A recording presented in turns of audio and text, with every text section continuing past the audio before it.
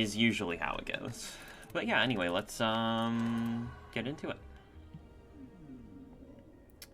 Okay. Starting off with a remove or 100 gold seems pretty nice. Let's take a look at the pathing here. Bit of an unfortunate set of paths, it has to be said. I think that we actually want to go for the super elite here. Yeah, I think we're pretty heavily incentivized to go for the super elite, actually. There is potential bailout into a normal elite, but that seems like losing. Yeah, seems like losing. I feel like it's just remove a card, go to the super elite here. We go to the shop, we can, like, by the time we get to the shop, we can probably buy a potion or a card that's going to solve this fight if we don't have one already. If we feel, like, absolutely screwed, yeah, I mean, the problem here is that if we get completely garbaged, like, totally garbaged, this is very risky, potentially. The problem is that there's not really... What do we have at the end? Slime Boss? Okay, Slime Boss is fine.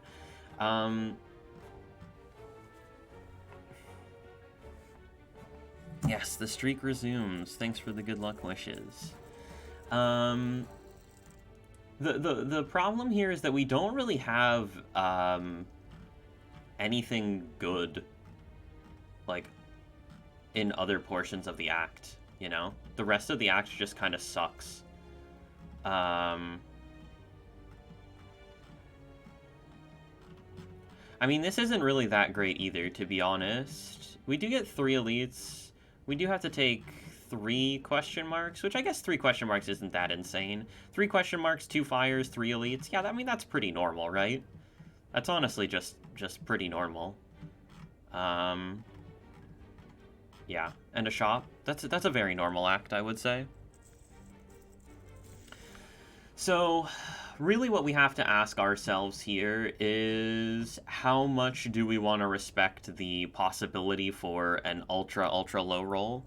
Like, let's say we get no good cards or potions in these 3 fights, and then we also get no good cards or potions in this shop, then we kind of just die to this elite. Like, straight up, we just die. I mean, it's a floor 6 burning elite before the fire. Like, that's very, very, very scary. And with 2 forced elites afterward. Although we do have multiple fires in between the elites, so that's not that bad. The other option for a path here would be something like going here, here, here, taking this elite, and then we have an option for a late shop. And that is much safer, because if we get completely garbaged by here, we can actually go left, go double fire, go 1 late elite. And that's like the very, very safe play. If we want to go ultra conservative, basically. I do like the option of taking a late shop. I definitely like the option of taking a late shop.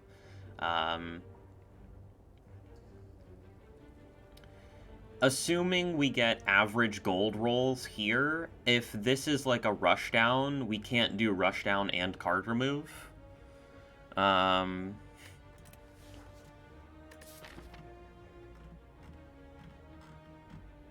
Yeah, this is a really tough decision, because obviously the way to get the most value out of this act is by going left.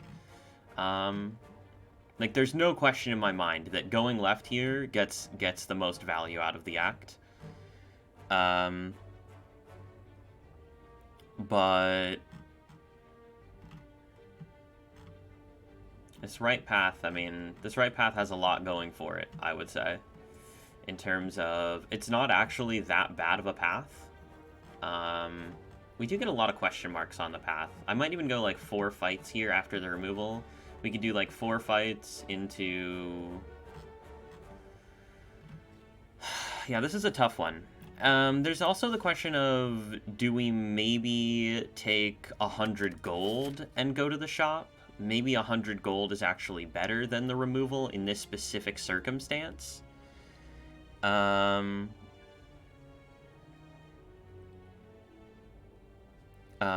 Oh, I guess, hold on. I should edit the command so that it says that that's the current world record. Hold on.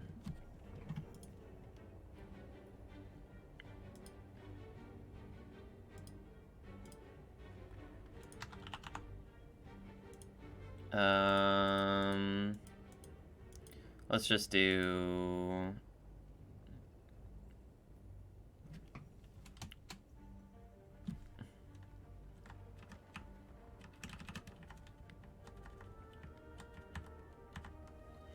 Okay, here we go. We'll just say this is at a...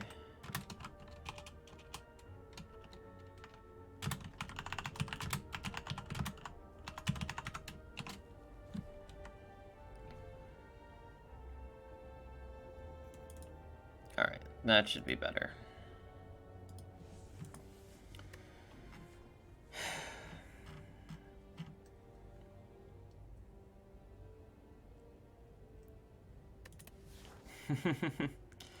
Yeah, I mean, I definitely think that removal is slightly better than gold, for a couple of reasons. What's up, Pitor? The number one reason that I think that removal is slightly better than gold is because removal actually significantly increases your likelihood of doing these fights without damage. Like, removing 1 defend actually improves your cultist and jawworm matchups considerably, and even the slimes matchup improves it considerably. So, on average, we probably take like 5 to 10 less damage with a removal in these 3 fights. Well, no, that's it's probably like 5 less damage, on average. I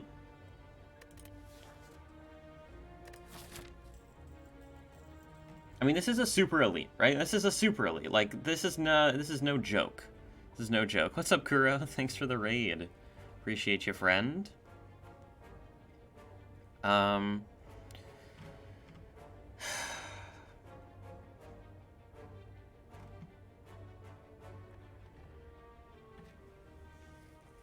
mean, I definitely think it's remove over 100 gold, and especially it's remove over 100 gold if we go this way. Like, if we go this way, it is 100, it's 1,000%. It's 1,000%. We probably go for the late shop. We'd probably go, like, quad hallway, this, something like this. And that's just, like, a fine act. There's nothing wrong with it, per se. Ooh. Very nice.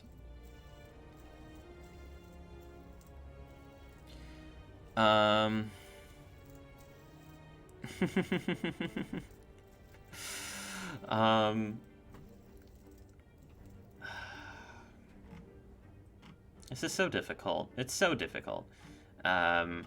Because the point is that, like, a very, very decent percentage, like, this is basically the lose now versus potentially lose later play, right? But okay, maybe we need to reframe our thought process behind this. Perhaps the idea is that if we get stuff that's good enough for us to take this floor 6 super elite, we're probably going to be in a really good spot anyway, and thus we don't actually need to take any risks. And we're going to get the same stuff regardless, right? Like, the card removes are going to be the same. If we go here, here, here, or here, here, here, the card rewards and the potions and everything is going to be exactly the same. There's going to be no difference between what's here and what's here, right? Realistically, we might have to buy just a potion and a remove here. Like, that might just have to be this node, is just a potion and a remove. The problem is going to be, again, if we get no viable solid damage cards from here, right? And we get no potions that are going to help us from here, and we get no viable solid damage cards or potions from the elite, or from the shop rather, we can straight up die to this fight. Or take so much damage that we have to rest here, and then we don't have Eruption upgraded for here, and then we, you know, it could be really bad. Like, the low roll potential of this path is incredibly real. And,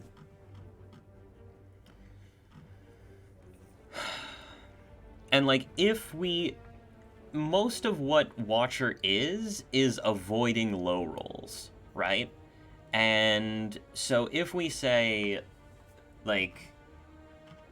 But is... Okay, here's a question. Is this path even better for avoiding low rolls? Because, like, if we get nothing here, here, and here, and then this is, like, a hard hallway, we could just take, like, 20 here anyway, right? And then if we take 20 here, are we really willing to go this way? Like, who knows? You know? And then, like, bailing out on this path is, like, the ultra sadness. But the thing is that we can actually bail out of this path, right? It is actually possible for us to bail out here, whereas in this path it is simply not possible for us to bail out. It's simply not possible for us to bail out. And you really should not be overestimating Watcher in Act 1. Like, Watcher is quite strong in Act 1. We can technically go right here. It is technically possible for us to go right, but so this is the thing, right? If we are going here, here, here, and we actually super low roll, I'd probably rather go to the shop.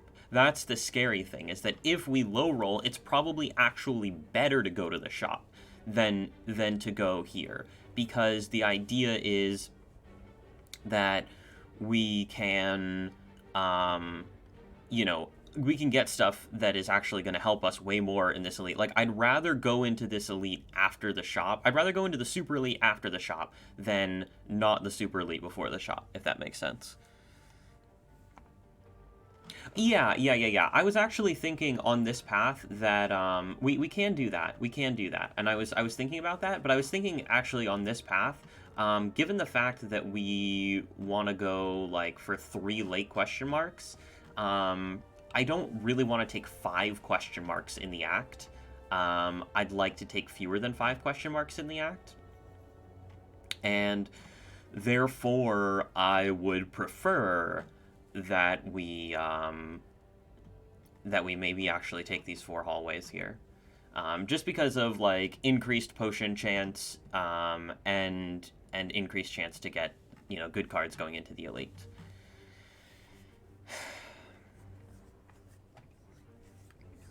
I mean, I think that the vast majority of the time this path works out, right? And it grabs us our super elite, and it gets us the maximum elites. It's like, why does this one have to be the super elite, you know? Like, why can't this one be the super elite? Yeah, there's not really any way to low roll here, honestly. It would be very, very, very challenging to low roll here. It would also be relatively challenging to low roll here, right? We're literally talking about no attack cards, and I would take anything, basically. If I were to take this path, I would take, you know, anything. I would take, like, Windmill Strike, probably. Maybe not Windmill Strike. But I would take, like, you know, virtually anything in these 3. So we're saying, like, anything here, any potions at all. Like, it's so... You know what? I think that I just want to, like... I don't want to play around the ultra low roll. Like, if I'm going to lose to an ultra low roll, I'm going to lose to an ultra low roll. And I accept that, I think, is where I'm at right now. Right. Thanks, Prometheus. Appreciate you. I mean, I think that a lot of this streak, and I was talking to Byron about this, one of the main takeaways, like, one thing that I always ask people when they're doing really well with their runs, is like, what are you doing differently, if anything, in your recent runs compared to your previous runs? And I think one thing that I have been doing this whole streak, thanks for that follow, friend. I think this whole streak I have been just saying, you know what, if the ultra low roll happens, I accept it. I'm not going to sit here and play around the ultra low roll, and I'm going to do the same thing here.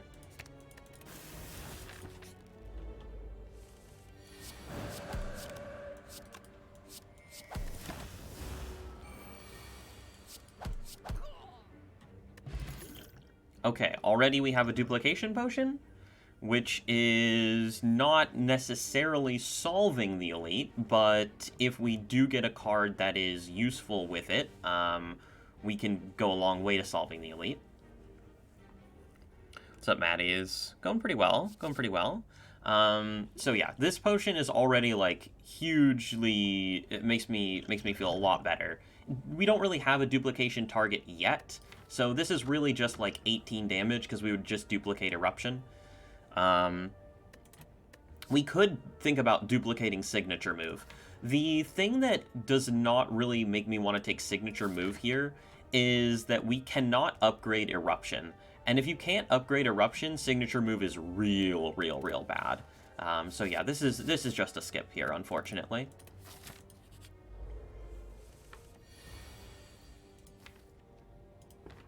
Okay, so we know exactly what we're drawing next turn. If we do triple strike here, that's 18 damage, and the spike slime goes to 13, which would mean that eruption plus strike would be a kill here. And then we could do vigilance, miracle, eruption, and even strike defend, which is clearly the line.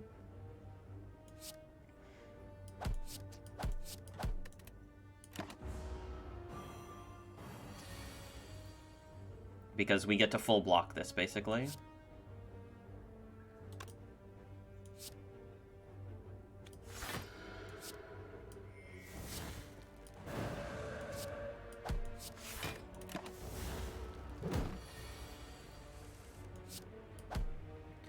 Okay. Empty Fist. Gotta take it. Absolutely have to take it. It's a damage card, and a pretty good one. We will not be able to upgrade it until here, but upgrading it here is most likely acceptable. And yeah, have to take Empty Fist. There's no question. It just needs to be taken. 26 is your favorite number? Well, yeah, thank you for the good luck wishes. I hope that 26 will soon be my favorite number and not my least favorite number. Have to take Empty Fist. So very happy that we have not lost any HP in the first two combats, and I would attribute that in large part to the defend removal, adding consistency to the deck. Okay, unfortunately we're going to take 7 to Jawworm, at least here. The classic, of course. But 7 HP as an outcome from...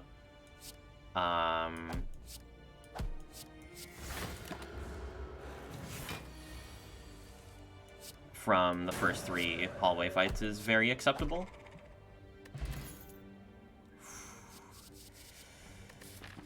Yeah, this is not making me feel super great here, I'm gonna be honest. I don't think that I want to take another Empty Fist, because we want to actually be in Wrath. Like, it's important that we're in Wrath here, you know? And these other cards are completely unacceptable. So, yeah, I guess this is a skip. Unfortunately. I just don't think that this is actually really helping us here. Okay. This is very interesting. Very interesting. This is going to take a long time. I'm telling you right now, we're at 19 minutes and 40 seconds when we entered this floor. We'll call it 19 minutes 30 seconds when we entered this floor. This floor is probably going to take us, I don't know, 10 to 15 minutes. Because there are many, many, many options here. I love this event, actually. This probably is my favorite event. Because it's always good, which it just makes you feel good when you encounter it, right? It's just an event that's always strictly positive, and it's an event where you can very often legitimately consider all three options, which is really cool. The fact that it's an event that has three options, and all three options are very often legitimately considerable. I think that it's transform over remove here. And I don't think it's particularly close. The reason that I say that it's transform over remove is it's very, very difficult to get worse than defend. We really, really need any opportunity to add a damage card to our deck that we can find here.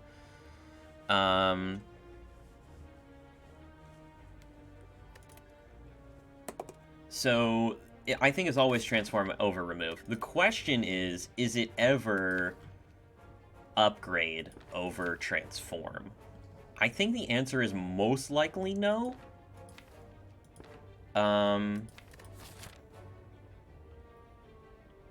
We also did somewhat high roll the gold, not like incredible high roll on the gold, but a somewhat high roll, a 5 gold high roll.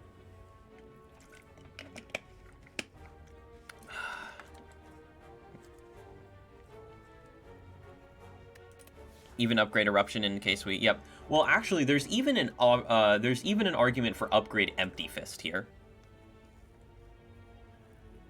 Why would you have a random card instead of a remove? Because we need immediate power. And the chance that transform gives us more immediate power than a remove is actually pretty real at the moment.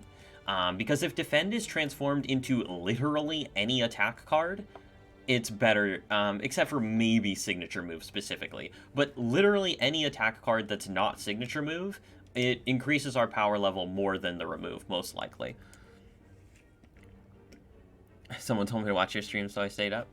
Well, I appreciate the honor. Feel free to ask any questions that you might have. I play Watcher in a very interesting and unique style, so buckle up, because you're gonna see some stuff that you that you probably wouldn't normally see.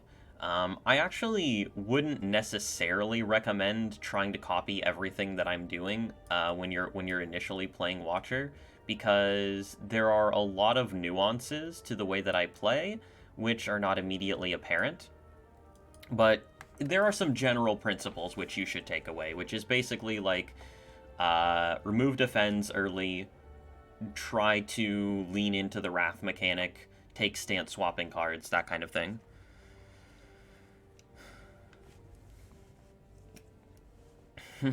Yep, it's Watcher. The red-blue part works great for me. Yeah. So yeah, I think that it's probably just Transform Defend here. I think it's most likely just Transform Defend.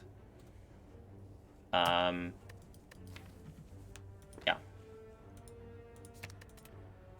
Okay. Not great, but not awful. We just Transform Defend into Better Defend. And actually, like, very significantly better Defend, too. So, I'm not super sad.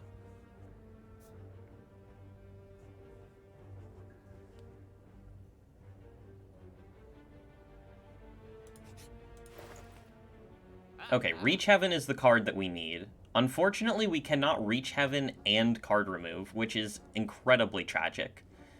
We are 4 gold shy of being able to Reach Heaven and card remove. So the question which we must ask ourselves is, do we purchase the attack potion instead of Reach Heaven card remove? and count on, or do we purchase the attack potion and card remove instead of Reach Heaven?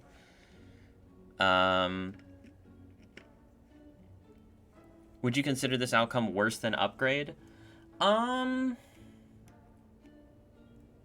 That's interesting. Probably? Probably?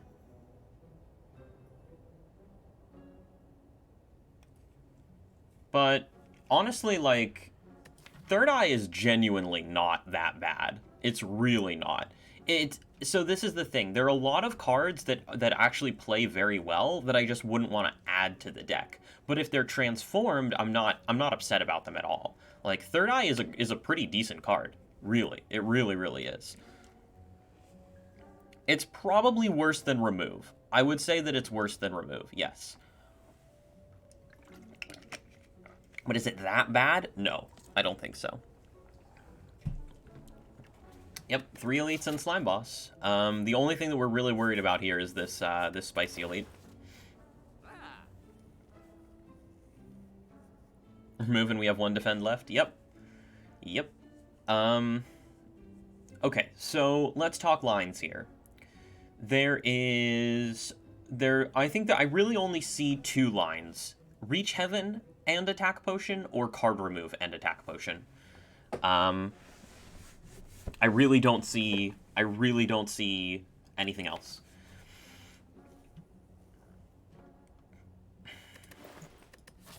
Now, the reason that I would even more consider Reach Heaven is it works very well with the dupe pot specifically, and we also have like 2 more elites and Slime Boss that we have to deal with, right? So it's not like yeah, Reach Heaven's really good against Slime Boss. You know, we haven't seen incredible cards yet. Nothing amazing has happened to us to suggest that we are super strong at the moment. So yeah, as much as I love this card remove here, I just don't think that it actually can be the case that we take it. I think it has to be Reach Heaven Attack Potion. Mainly because we are forced into 3 elites here. Like, we are forced into 3 elites, including the Spicy Elite, which means we cannot be conservative whatsoever. Like, this is going to be scary no matter what happens, right?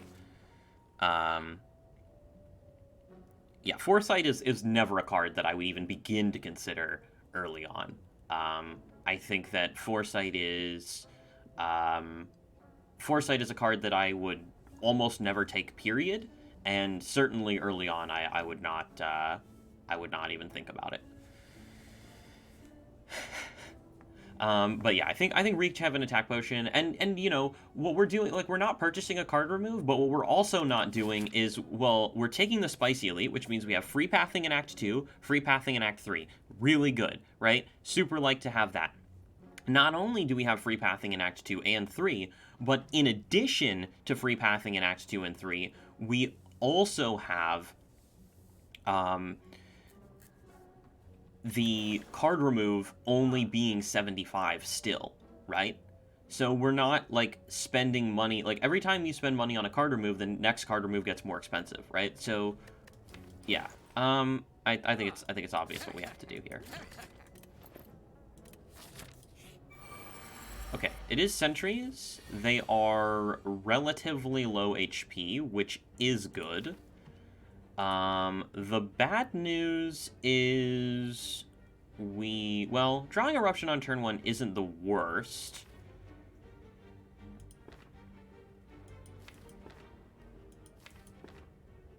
I think this fight is going to be Dupe Pot Reach Heaven.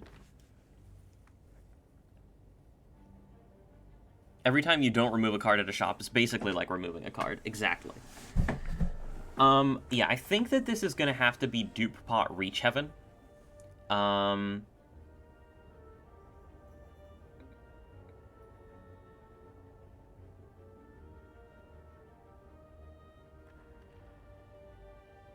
And this is why, by the way, the eruption upgrade is such a big deal. Because if we had the eruption upgrade, we could actually kill this sentry this turn.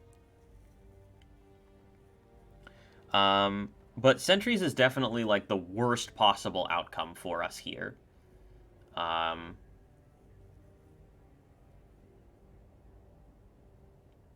Yeah, definitely the worst possible outcome for us right now. Nob and Laga would both be significantly better. What's the scariest spicy elite?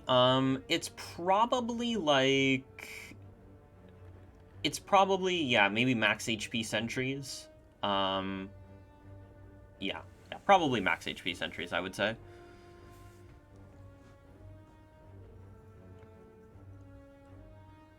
We can kill it with attack bot. That is true. And then depending on the draw next turn, we could consider... So yeah, I think attack pot is actually fairly reasonable here. We could think about not using the dupe potion, because if we can stay in Wrath, then... If we can stay in Wrath, yeah, I think I agree. If we super low roll the attack potion and we low roll the draw order, we might have to dupe pot next turn, but yeah, I actually like attack pot this turn. Okay, this is probably a carve reality.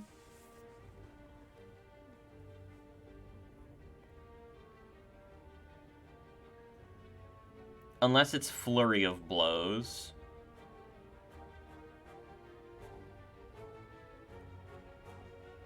Flurry of Blows is 16 damage. But we don't get to stay in Wrath. Yeah, I think we just do...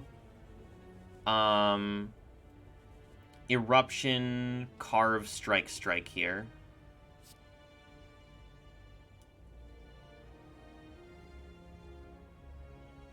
Kill the middle one. We take like 20 maximum in this fight.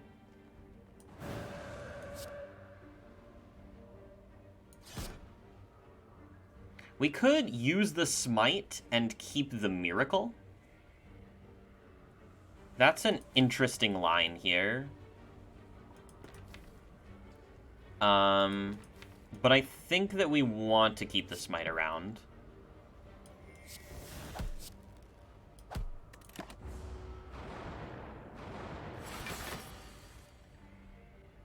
Okay, so we drew, like, everything, which is a bit awkward.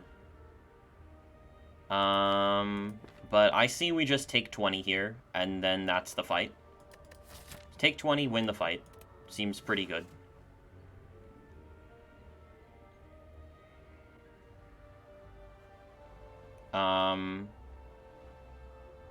The only other line that I could potentially see would be, like...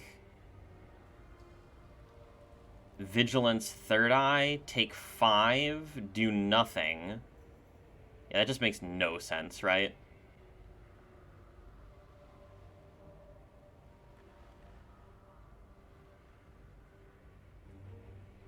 Yeah, you want to stay in Wrath in this fight. You want to stay in Wrath in this fight. You're going to take less damage overall staying in Wrath, usually. But with our current deck, there is a genuine possibility that we could... Like, we're not getting attacked next turn. There is a genuine possibility that we could take less than 20 here if we go Vigilance Third Eye. Especially with the fact that we have a Smite retained. But they're both still full HP, right?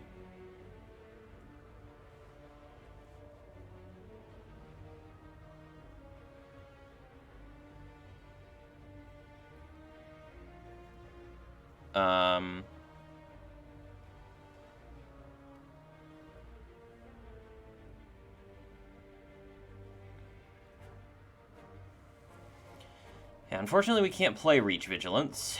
If we could play Reach Vigilance, that would probably be the play.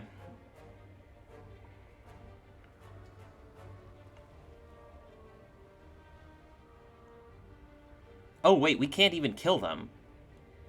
Oh, I didn't realize. They have 45. We can't even kill them. I just assumed that this was lethal. Okay, well, if that's the case, then it's definitely Vigilance Third Eye.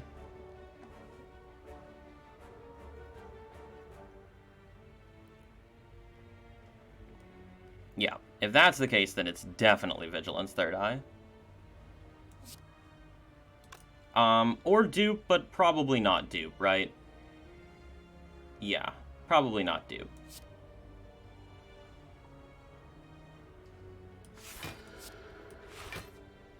And I think that we want to actually cycle back around to better stuff. Like, we want to cycle back around to better stuff here.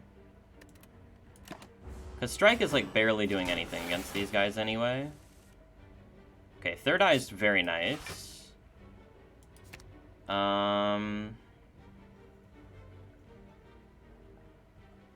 We really want to kill one next turn, right? So if we do Strike now... Okay, so... Our draw pile is these two... And we definitely want the Empty Fist. If we do Strike here now, that deals 8 damage, brings him to effective... It goes to 33, so 37. 12 plus 6 is 18, 27. So we need to deal 10 additional damage here. Not insane. I'm just wondering if we do this. We definitely keep the Empty Fist, but I'm wondering if we keep the Strike. Probably not, actually, right? Yeah, probably not. We either want to block in or we want to draw better stuff.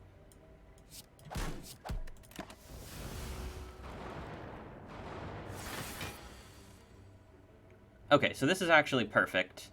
We do Eruption here, Smite, Empty Fist, Defend. Or wait a minute. How much damage is this? 24 plus 18, which is 42. So we'd be overkilling by 5 if we did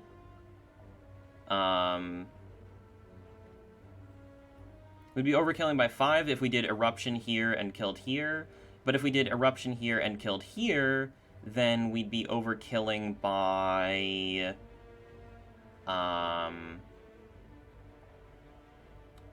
by also 5? No. 36. Wait, no. We're overkilling... Yeah, I guess we're overkilling by 5 either way, yeah?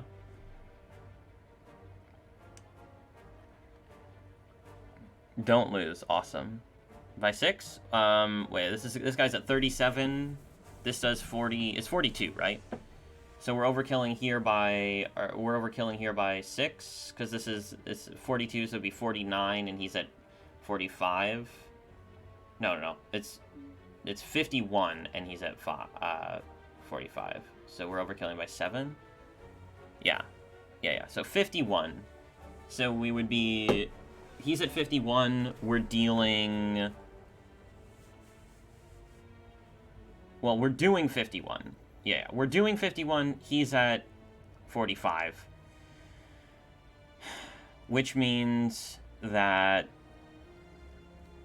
we're overkilling here by 6. Right, so here by 5, here by 6. So we should go Eruption and then do the other attacks here.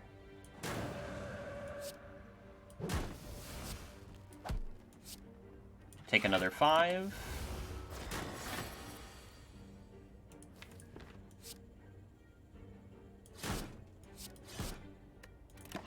Okay, so that's actually a better outcome than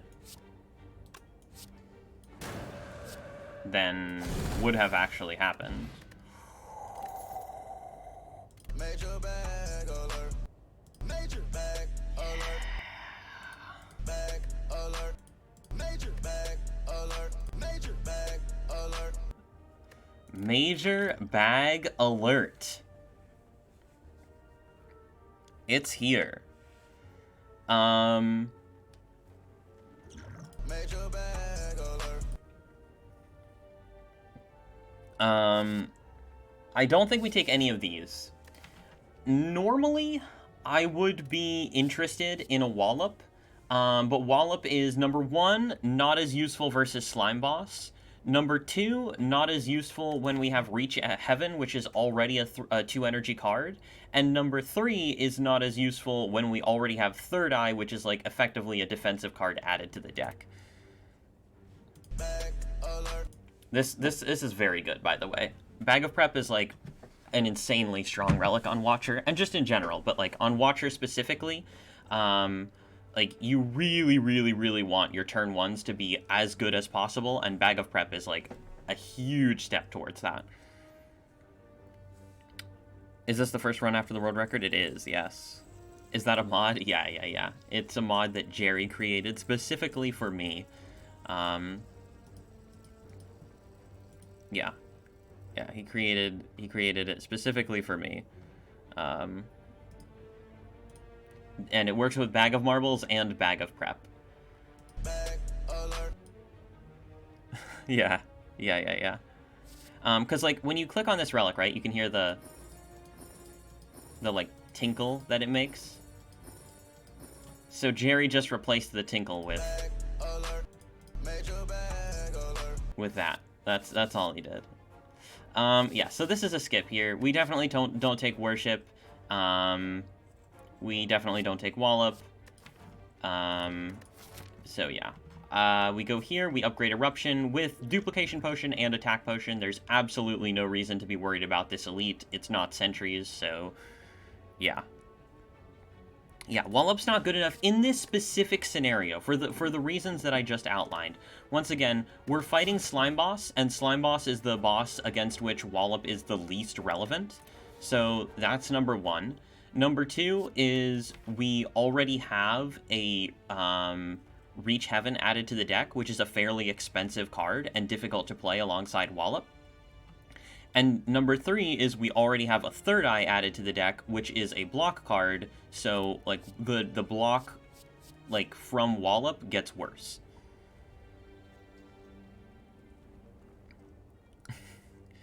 I don't know. I think they're both the major bag. So yeah, I think we skip here. And I think we go here and we upgrade Eruption. It's pretty obvious, not really close. It could technically be, like, I think with the Reach Heaven, it probably always has to be the Eruption upgrade. It could technically be the Empty Fist upgrade first, but... Okay, Knob is good. We drew Eruption on turn 1, which is good. This is just, like, Eruption, Reach Heaven, Miracle Strike, and then as long as we draw the Through Violence next turn, we win.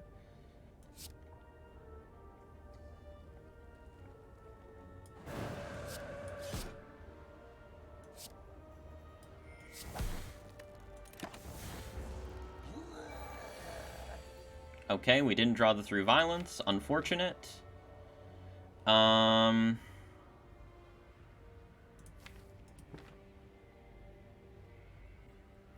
Okay, so we have options here. This strike does 12, which brings him to 36. That means that we only have to draw 16 damage alongside this Through Violence, which is not that hard to do, right? Like, basically... Like, if we draw any number of our attacks, it's probably good.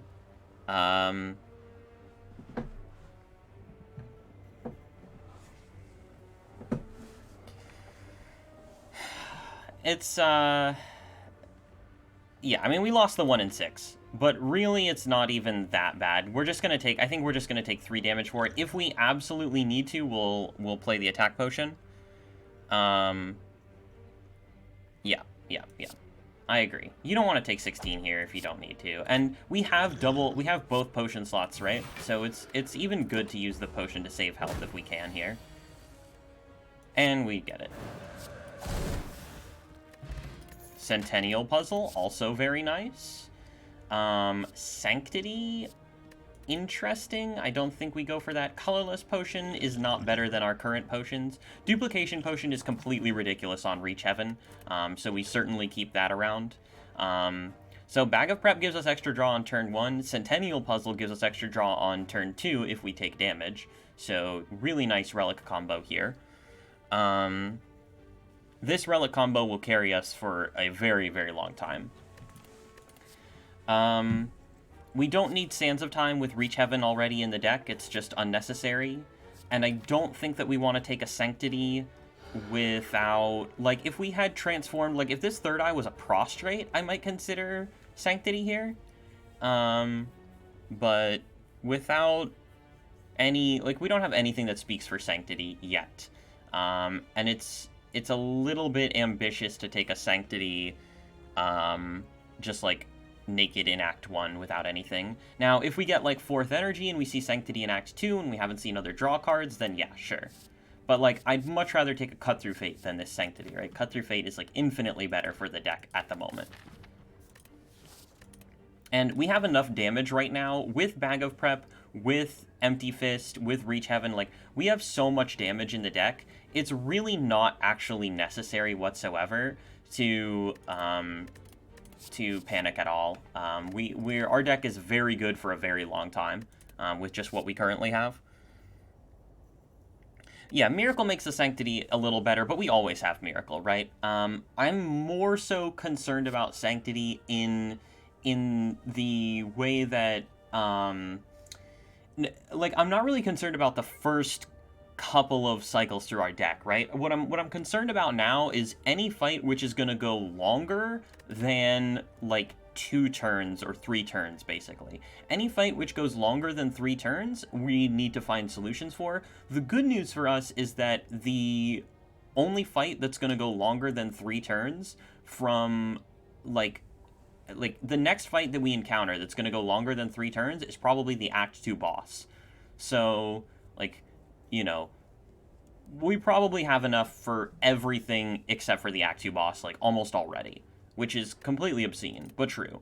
I mean, assuming that the deck doesn't get better at all, which it will, right? Like, it obviously will. But yeah, we don't take these. And like I said, Colorless Potion isn't better than our current potions. Pen Nib is amazing. Really, really, really good relic. We have all common relics, but they're all, like, insanely good common relics. Like, Pen Nib is crazy with this deck, with the Reach Heaven. The only thing that sucks is that we don't have, like, a Flurry of Blows to help increment it, but I probably would consider taking a Flurry of Blows at this point. With the Empty Fist, with the Reach Heaven, with the Third Eye, Flurry of Blows works with all of that in a positive way. It obviously works with the Empty Fist because Empty Fist is a stance-changing card. It works with the Third Eye because you can scry it away and get it back for free. And it works with the Reach Heaven because Reach Heaven is a 2-cost card. Yeah, I wouldn't go so far as to say S tier, but certainly, like, very high-quality relic bar so far. Generally speaking, what you're looking for in Act 1 is either you want the good meta-scaling relics, like your Toxic Eggs, your Prayer Wheels, your question cards, that kind of stuff, or you want, like, really high-impact combat relics, and that's what we have right now. Just really high-impact combat relics here. Okay, pretty easy golden idol for max HP here. Nothing too crazy. You just basically always click that.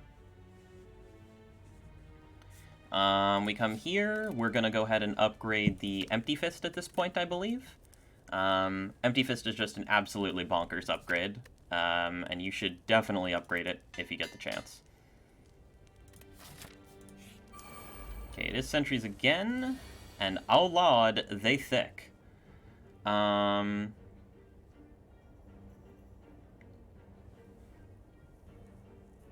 is a lot of our base deck to be drawing here on turn 1. But that is okay.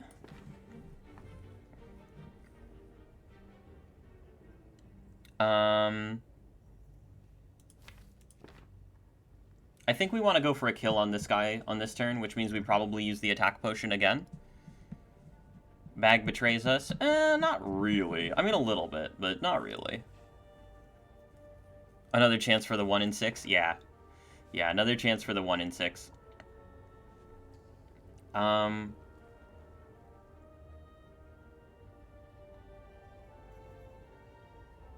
so Reach Heaven's going to deal 20. This is 29.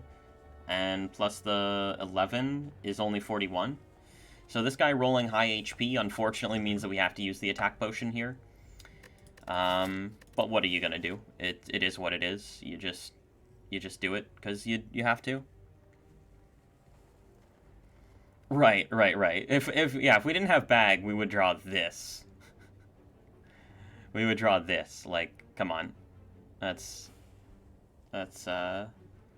yeah. So I guess it's just attack potion, and that's fine. I guess it's just another Reach Heaven.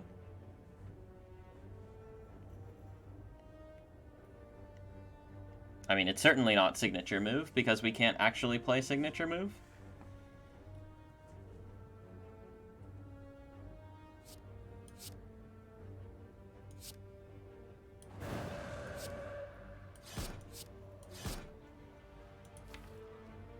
And I probably Miracle a Strike here.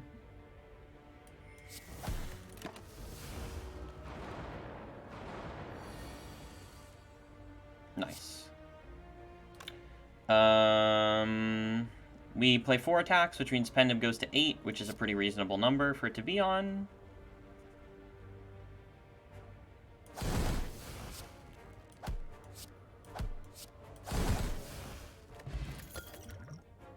There's Rushdown. We click that because it says Rushdown. We also got another power, which is very good. So we currently have a deck with 11 real cards and a Rushdown, and no real incentive to add more cards to the deck for a very long time. We also have Golden Idol, which is going to help. We have Free Pathing. Golden Idol helps with removals because it gives us extra gold. We have Free Pathing in Acts 2 and 3, which means we'll be able to get as many removals as we want. So yeah, we are in a very nice spot here. Rushdown sounds like the defrag of Watcher.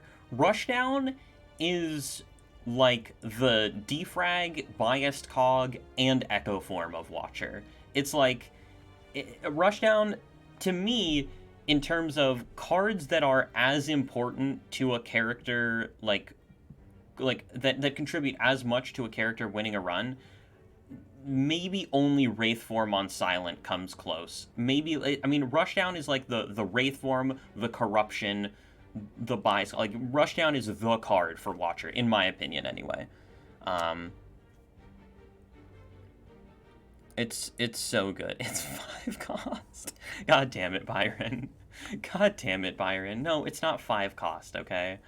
It's not 5 cost. But yeah, I mean, we certainly click it here. And you know what? You know what?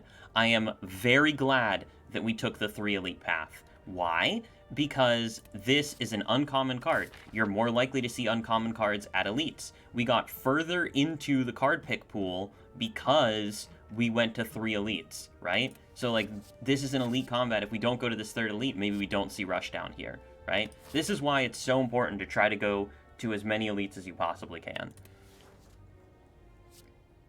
We also have... How many potions have we seen, by the way? We bought the attack potion, but we fought 1, 2, 3, 4, 5, 6 fights, and we've seen Dupe Pot, Attack Pot, and Bottled Miracle from 6 fights. So 3 potions from 6 fights means that our potion chance is at 40% right now. But yeah, I mean, we take the Rushdown, obviously. Okay, and we get a free removal here. It's not actually free, but it's really close to being free. And the reason that it's really close to being free is it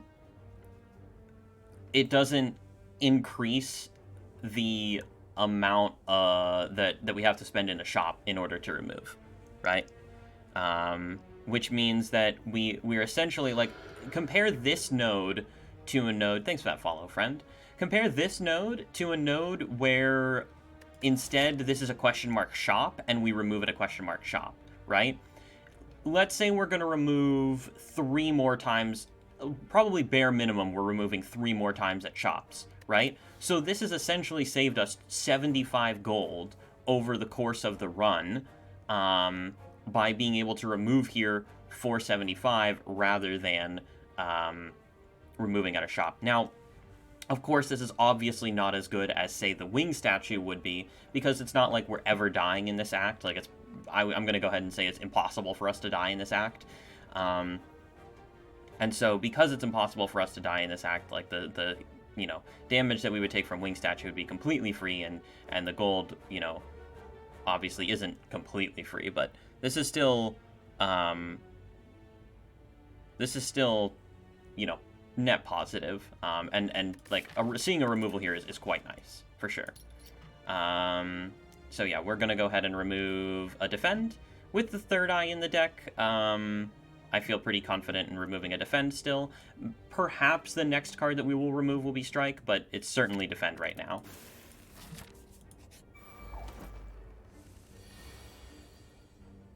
Oh boy. Oh boy, are you guys ready? Actually, do we want to set up Pendib for Slime Boss?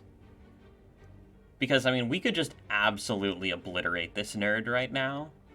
Like, this guy has no idea what's coming. He really just has zero clue what's about to happen to him. Like, this poor gentleman.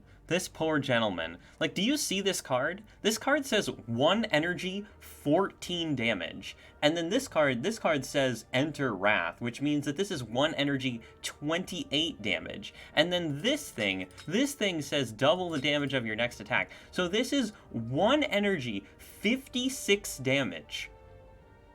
We're doing 56 damage for 1 energy.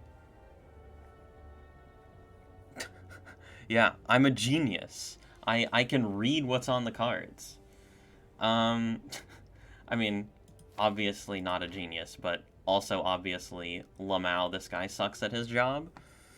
I don't really think we need to upgrade. Like, we have Dupe Pot if everything goes terribly wrong in Slime Boss. I don't even think it's possible for everything to go terribly wrong in Slime Boss, to be honest.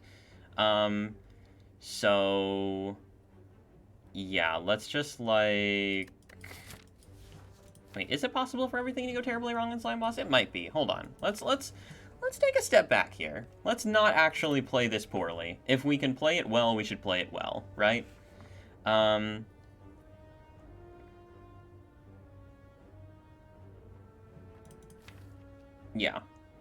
Yeah, if we can play it well, we should play it well.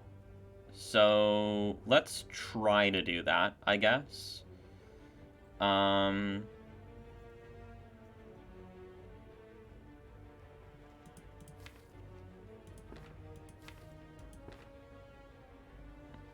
Yeah, so I think playing it well would look something like this. We do this, this, this, Miracle the Strike, and then next turn we can play Double Strike, Third Eye,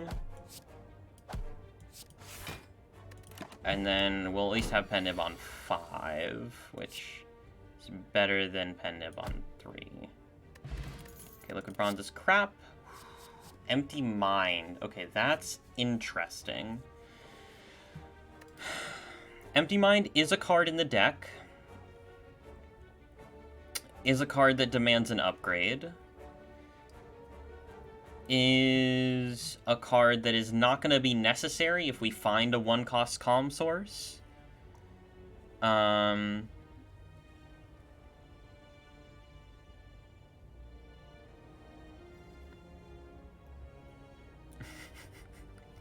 Hand of 5 Slimes and Slime Boss. Yeah, but Beardy, we also have the Through Violence, so really it's just not possible. It's actually just not possible. We're not infinite yet. No. Yeah, Empty Mind gets much better if you have an abundance of Calm, which we do not. If we had, for example, a Meditate or a Fear No Evil or Inner Peace, then sure. If we do end up with a Fear No Evil, we have the slight issue that we don't actually get to fill hand here. So with Fear No Evil, like, even if we take Fear No Evil, we probably want the Empty Mind. And again, with free pathing, right, and the Golden Idol helping us out, it is very likely that we can remove, just at shops, we'll be able to remove bare minimum, let's say, 4 times at shops. So we currently have a deck that contains 1, 2, 3, 4, 5, 6, 7, 8, 9, 10 real cards. So we're going to get to a point where we have 6 real cards in the deck, bare minimum. Now that's assuming that we don't get any removals anywhere else, which is pretty unlikely, right? We have 2 boss reward screens to see Empty Cage, Pandora's Box, or Astrolabe. We have many events that we're going to, which can offer us transforms or removals. So it's very likely that we'll get bare minimum 5. Probably on average, we are looking at 6 removals in the rest of the run.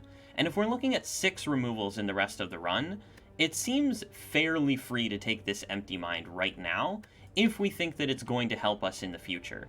And it certainly can do that. It certainly can do that. With Empty Mind, we can start thinking about doing, like, weird prostrate infinite stuff. With, like, a double rushdown, Empty Mind, double prostrate thing, if we don't end up finding a calm card. This is, like, in all likelihood, this is very low impact in terms of how it affects our ability to perform in the upcoming fights, because we're so strong already, is the idea here. But we do need to talk about upgrades and energy, right? Because the thing that this deck currently has the potential to struggle with is energy. We don't have any energy cheat cards, and we also have a fairly energy-hungry deck with Reach Heaven and Rushdown being unupgraded, right? So it's important for us to consider the implications of taking this on, like, potential early Act 2 draws and things like that. And this, again, the upgrade is a thing. Like, if we were to take this Empty Mind, would we take Rushdown? Would we, or, I'm sorry, would we upgrade Rushdown? Would we upgrade Empty Mind, right? Because Empty Mind is a card that absolutely demands an upgrade. 100% has to be upgraded. Incredibly important for you to upgrade this card. Saying draw 3 versus draw 2 is like super, super massive. Very important, right? But again, if we take the Empty Mind especially, we're looking at a situation where we're kind of in an awkward spot with the energy situation, right? But we do technically have the Bottled Miracle, which is something that we're most likely going to be able to preserve. I think it's very likely that we don't need to use a potion in the slime boss fight.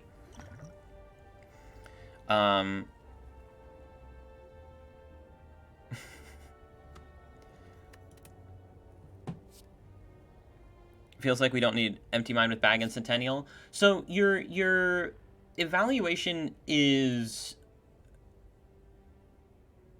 you're coming from the right place. You're thinking about these as draw, which they are, and you're thinking about this as draw, which it is, right? But the idea is that what we are more concerned about right now is the ability of the deck to perform beyond turns 1 and 2. And Empty Mind certainly greatly increases our ability to perform in beyond turns 1 and 2. Now, you could say, oh, well, if you take Empty Mind, you're going to be sad if you get Fear No Evil or Inner Peace. And that's not even necessarily true. I think that even if we have Fear No Evil and Inner Peace, Empty Mind is probably still a good card that's going to be beneficial for the deck until we end up going infinite. And in the world where we don't get Fear No Evil and Inner Peace, Empty Mind opens up other avenues for the deck being able to scale into the late game with some sort of either like long cycle type turn or potentially a non calm infinite, right? So I think that Empty Mind is just a card that we should take for the later portion. We don't ever take Liquid Bronze here. Unfortunate to see a potion here, but yeah, we don't take Liquid Bronze over these, especially not into Slime Boss, no shot. Yeah, no, I mean, there are potential dangers, but also, like, think about it this way. Here's another angle that we can kind of attack this Empty Mind pick from. There are two options. Either we come out of this act with energy, or we come out of this act with non-energy, right? In the case that we come out of the act with non-energy, we're probably very happy, because we've gotten Pandora's Box, we've gotten Astrolabe, we've gotten Empty Cage, or we've gotten Runic Pyramid, right? The big four. Most likely, if we come out of the act without energy, we're going to have one of those. And if we come out of the act with energy, or, okay, and to follow up on that, if we come out of the act with one of those, we're going to be in a very good spot regardless, right? It's not that common. It's very, very often that you see, like, they're two uncommon cards, and most of the time you're going to see, like, the vast majority of runs, you will see at least one copy of one of them.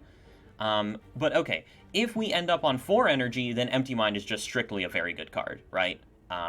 So it's like, if we're on 3 energy, we're happy because we're on 3 energy and we got something good. If we have to be on 4 energy, then Empty Mind is good. Yeah, Runic Pyramid's a common relic anyway, exactly. Okay. Now what to upgrade? It really depends on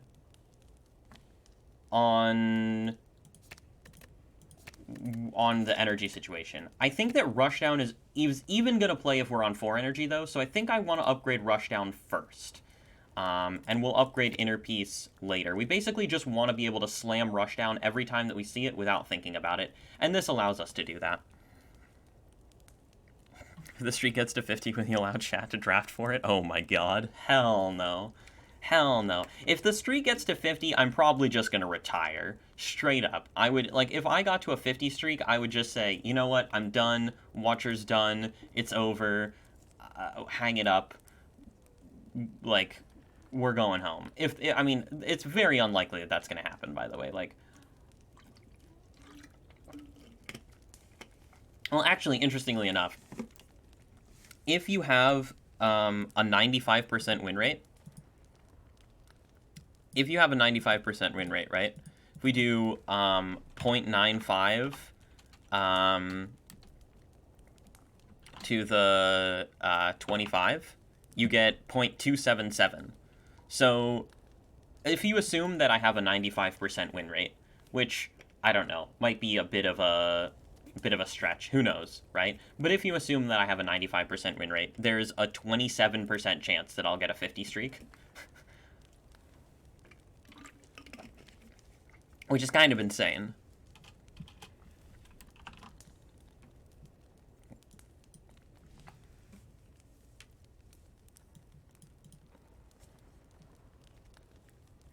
Just do what you did again. Yeah.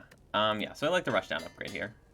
Now, if we end up with Fusion Hammer is the one case where we'd rather upgrade the Empty Mind, but I think it's highly unlikely that, like, the chances that we not only are, like, seeing Fusion Hammer, but also taking Fusion Hammer over the other stuff is a very unlikely scenario. It can happen, but I think it's very unlikely. And in every other scenario, I think that the Rushdown upgrade is strictly better. I would probably, like, genuinely, you laugh, but I would genuinely take Tiny House over Fusion Hammer here.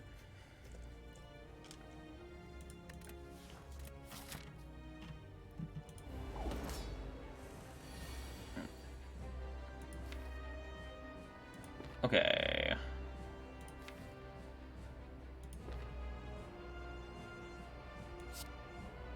We play Rushdown, we play Strike, Empty Fist here.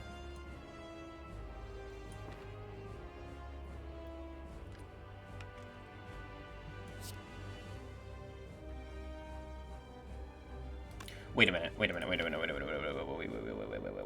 Okay.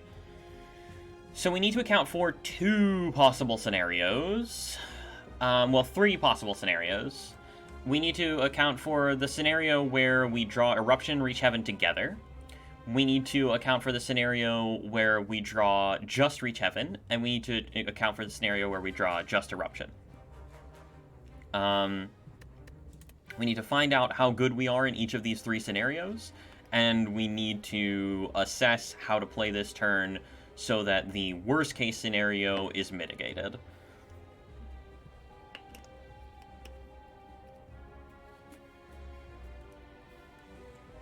%7 chance starting from 0 is also pretty insane. Yeah. Yeah, it is pretty nuts.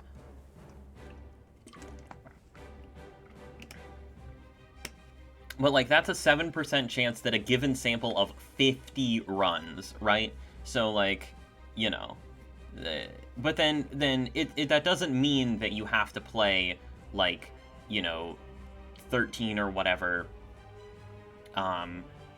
like, sets of 50 runs in order to get a 50 streak with a 95% win rate, because the math doesn't work like that. If you're playing, like, I don't know exactly how to do the math, but there's a way to do the math where it's like, okay, if you have a 95% win rate and you play like 300 runs, what are the odds of you getting a 50 streak in that time? You can do that math. I don't actually know like how to do that, but that math is definitely doable.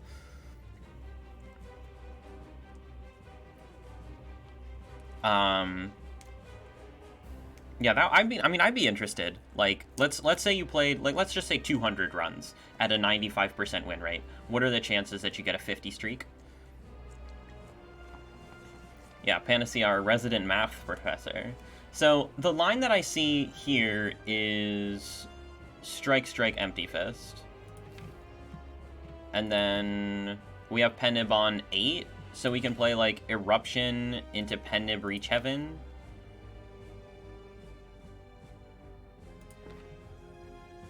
I mean, we're probably just fine here. I mean, whatever, dude.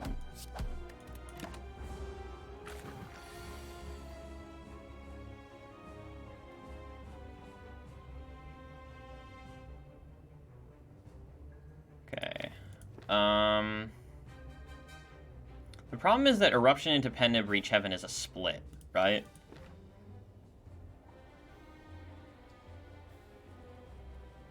And we're also shuffling Reach Heaven out of the draw pile. Well,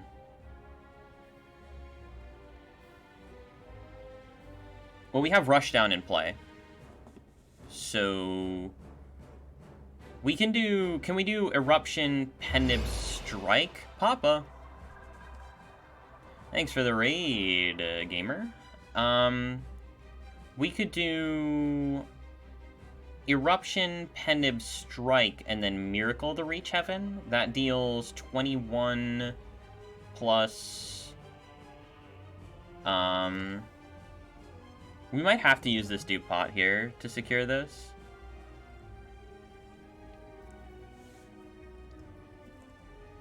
Yeah, 95 to the 50 is 7.6%. Yeah, that we know. It's a true mystery. A true mystery. There's a third eye in my deck. So... Wait, hold on. Is it exactly... Oh my god, it's exact. I should have definitely done the math. Because Penib Reach Heaven is exactly splitting here.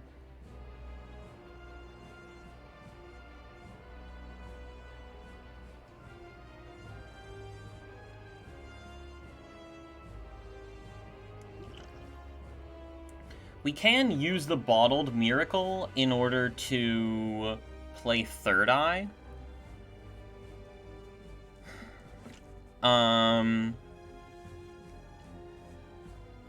Yeah. Shuffling Eruption and Reach Heaven out is mega cringe, I agree.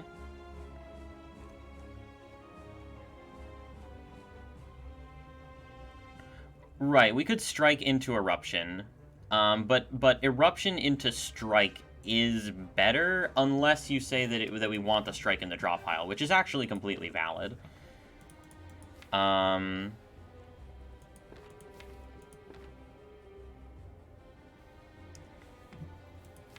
I think we might have to be dupe potting here.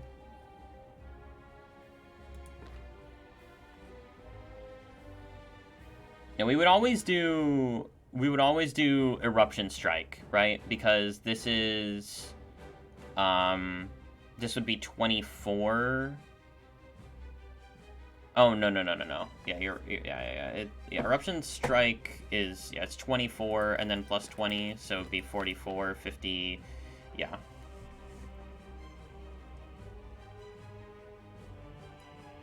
Wait a minute. Yeah. So yeah, Strike, Pendant Eruption, so it'd be 24 plus 20, so 44. Should bring him to 80.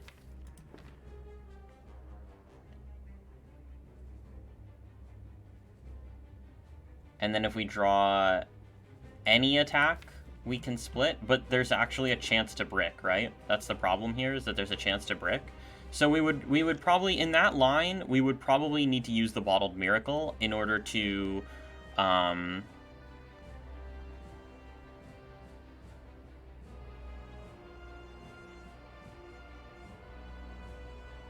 we'd probably need to use the Bottled Miracle in order to play Third Eye. Yeah, Reach Heaven being the last card of the deck is very cringe.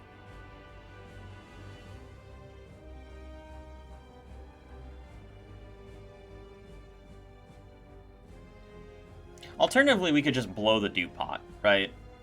We could just blow the Dew Pot and explode him this turn.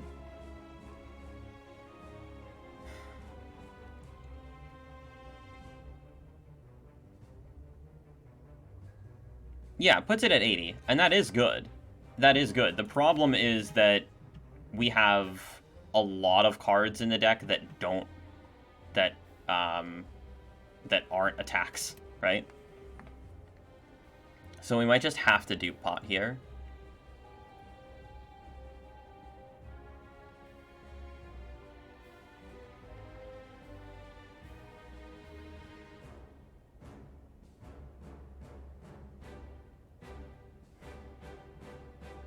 Eruption, Strike,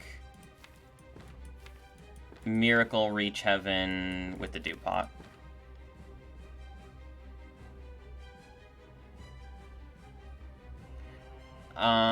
So yeah, the Miracle for the Third Eye definitely helps, but it doesn't guarantee anything. Like, we're still at 80, and we need to get a good split, right? It's important that we get a good split here.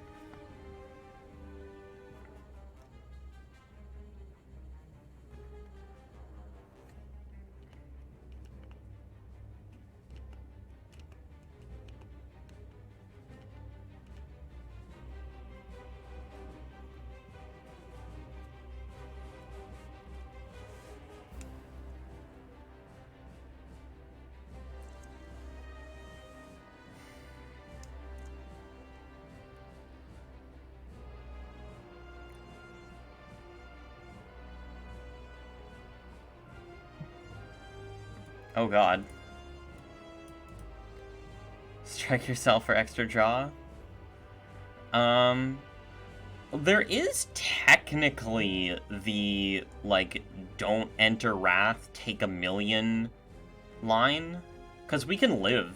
Like, we can live the big hit, right? There's technically that line. That line makes, like, no sense at all, but it is there.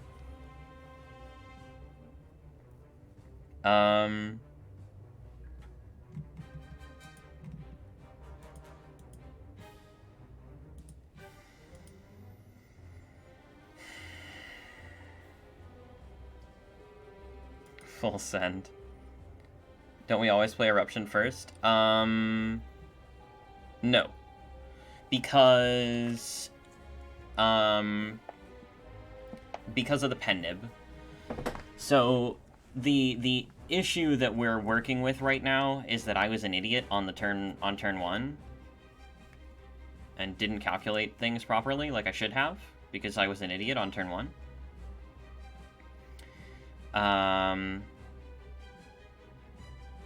And it might be costing me my Dew Pot now.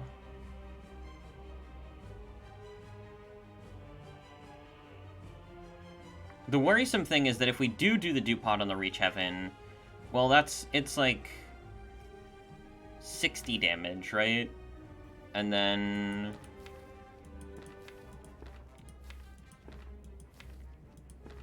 I'm wondering if the safest line in this fight is actually just to take the puzzle here.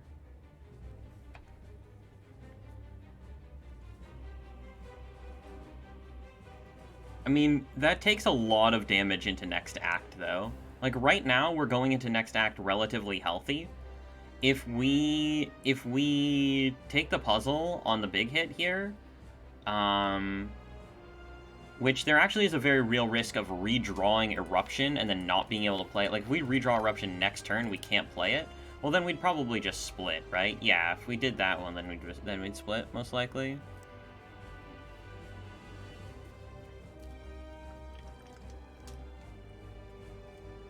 Ending with the third eye to mitigate the 5 slime low roll. Right. And then we might have to... Yeah. And then we might have to... Yeah, so the play is strike, Eruption, play the potion, because we have to play Reach Heaven, right? We play strike, Eruption, Reach Heaven, and then we miracle the third eye to... We use the potion, miracle the third eye in order to avoid the low roll. And then I think if we ultra low roll, we might still have to do it, but I think this is the way.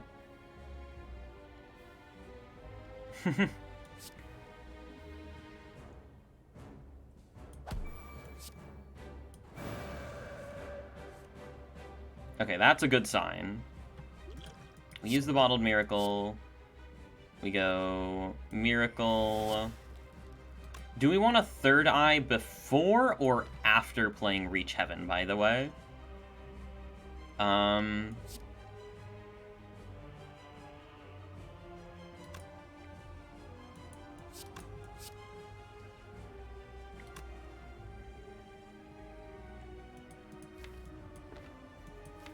Yeah, before, because the whole idea is that we want to scry the bad stuff away, right? Okay, well that's good.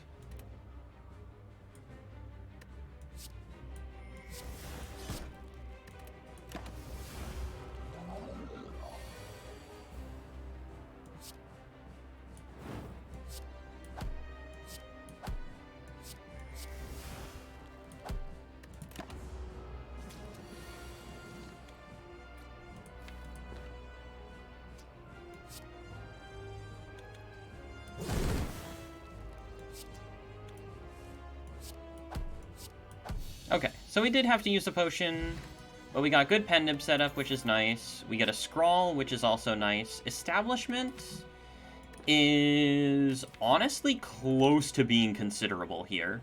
Very close to being considerable. Because if we find a meditate, we just instantly win. If we take establishment, whereas scrawl doesn't actually make us instantly win if we find meditate. Essentially establishment makes, like, it genuinely could be establishment here. We need to think about this. Because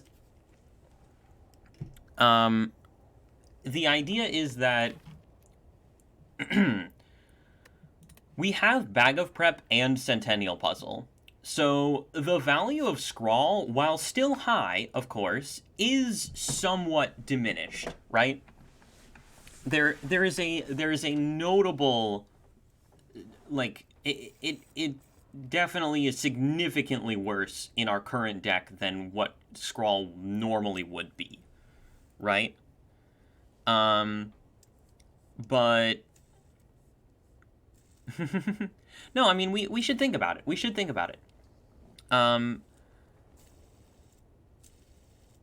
Yeah. Obviously, if we had a meditate right now, you obviously take establishment, right? But what I'm saying is that establishment increases the... I love this beta art, by the way. It's so good. Establishment increases the number of cards that we can see that instantly win us the run, right? And Well, technically speaking, Fear No Evil and Inner Peace don't actually instantly win us the run. Although, if we can save this dupe pot, then they could actually instantly win us the run. Because we could take a halt. I mean, I also think it's an easy scrawl. And I will tell you the thing that pushes me over the edge on it being an easy scrawl. The fact that we can play Reach Heaven and then scrawl into the Through Violence. That's what pushes me over the edge on scrawl here. Like, that combo is nuts. So that's why I want to take scrawl.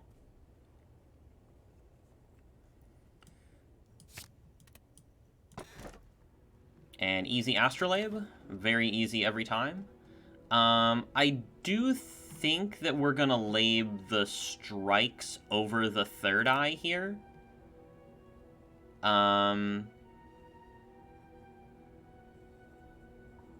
Yeah. Yeah. We probably lab defend, strike, strike here. Because we do want some ability to generate an amount of block in this deck. Yeah, Black Star is also super legit. No doubt. No doubt I think Black Star is quite solid here.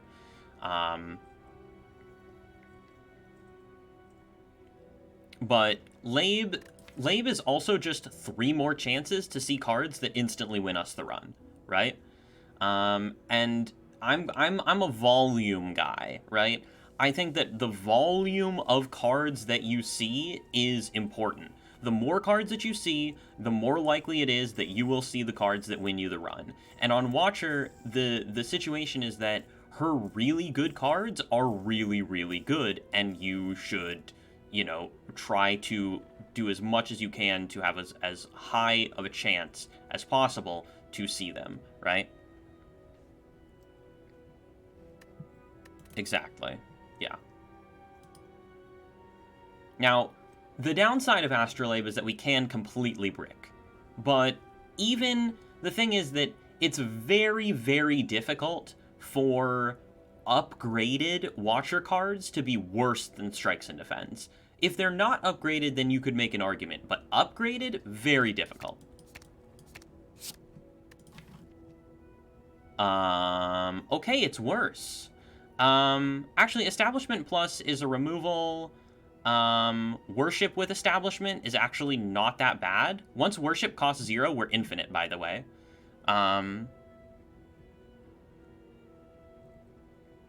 So, yeah. We're actually just straight up infinite once Worship costs 0.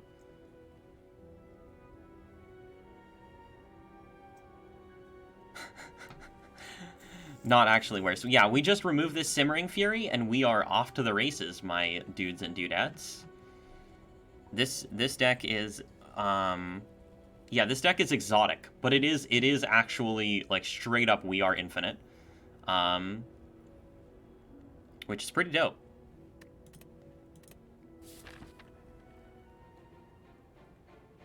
Okay, so we most likely want to go even double shopping here.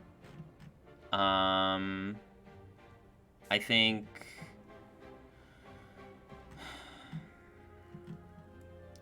question marks are also probably net positive for us. Especially given that apparitions, I would say, are quite good. With Bag of Prep, actual draw in the deck, I really like apparitions here. We also very much want to try to get some upgrades. Because we really want to upgrade both Empty Mind and Scrawl. So we will be considering... I think after this shop we'll decide. I think the remove is... It could be... We're not really that amazing at dealing damage. The good thing is we do have the Reach Heaven, though. The Reach Heaven's really good at dealing damage. And also the Pen-Nib. The Pen-Nib is excellent at dealing damage.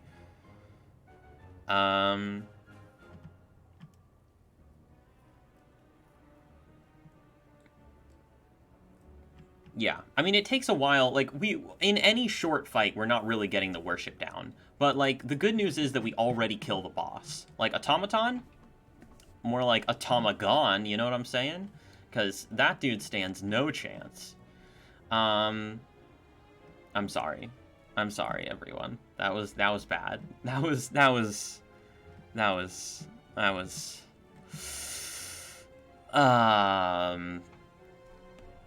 hmm. Hmm.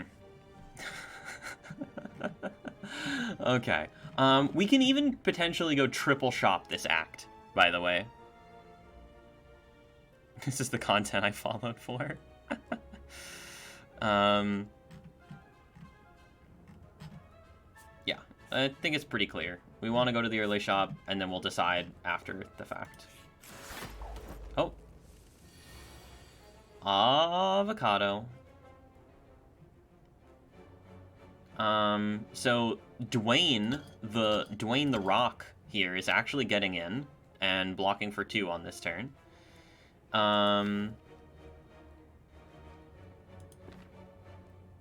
This is just Third Eye, Vigilance, and then we might want to Miracle the Establishment here.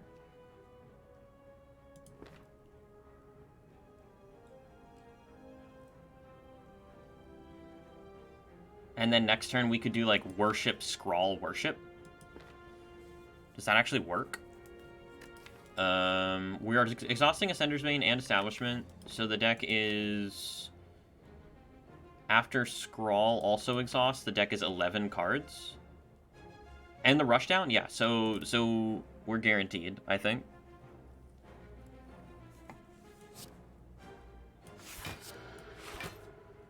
This doesn't really matter, actually. Because we're always drawing, like, we're taking the Centennial Puzzle, so it just doesn't matter.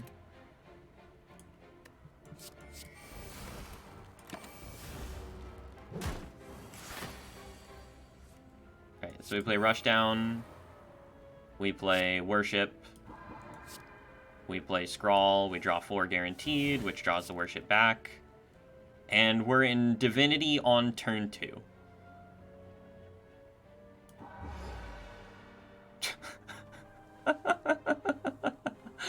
Okay. Alright, we're just Divine on turn 2. Just no big deal.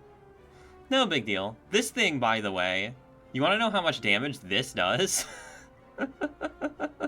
Do you want to know how much damage this card does? This is 1 energy, and it's going to do 84 damage. That almost one-shots this guy with 1 card. Which means we actually shouldn't do it, and we should try to set up Pen Nib here, yeah? Any Pen Nib setter uppers in the chat? Yeah. Empty Fist is so bonkers. It's so bonkers. It's like, okay, compare it to Unload, which is a rare that has a downside, and, like, Empty Fist Plus, well, I mean, okay, sure, it's Empty Fist Plus, but, like, still, you know? I mean, it's just, like, yeah, it's pretty nuts. Anyway, so we're probably doing, like, strike. I mean, we'll always have lethal this turn, right? Like, strike,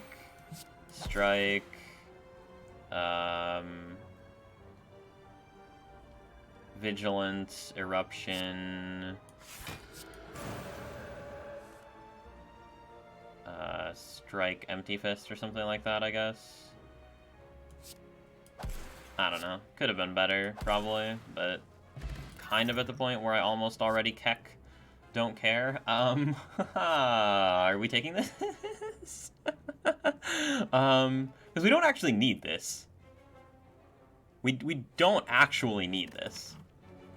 It's funny, but unfortunately what it does is it ruins our beautiful Worship Infinite. It doesn't actually help block, though, because we can always play Vigilance in the Worship Infinite.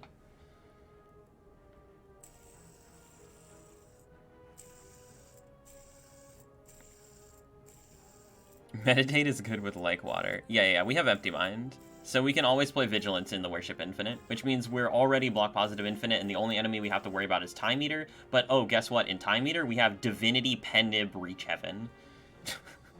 So that fight's not a problem either. So now the only fight that we have to worry about is, like, Nemesis, in which case we also have Divinity Pendant Breach Heaven. And we also just, like, might not even have to fight Nemesis. And Meditate is, like, arguably not even good versus Nemesis. Well, actually, no. Meditate has to be good versus Nemesis, right? Like, there's no way that Meditate's not good versus Nemesis. But, like, even Nemesis gets blown up by Divinity, right? We'll have Panic Potions at that point. Like, I honestly just don't even think that this matters. But, yeah, it does technically... So what it technically allows us to do is it allows us to go infinite on turn 2.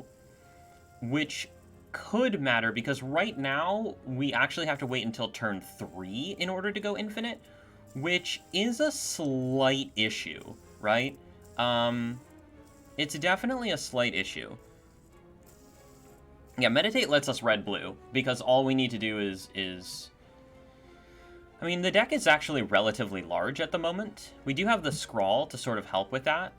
The deck is though, relatively large. I mean, it will be getting much, much, much smaller. How many real cards do we have? We have 1, 2, 3, 4, 5, 6, 7, 8, 9, 10.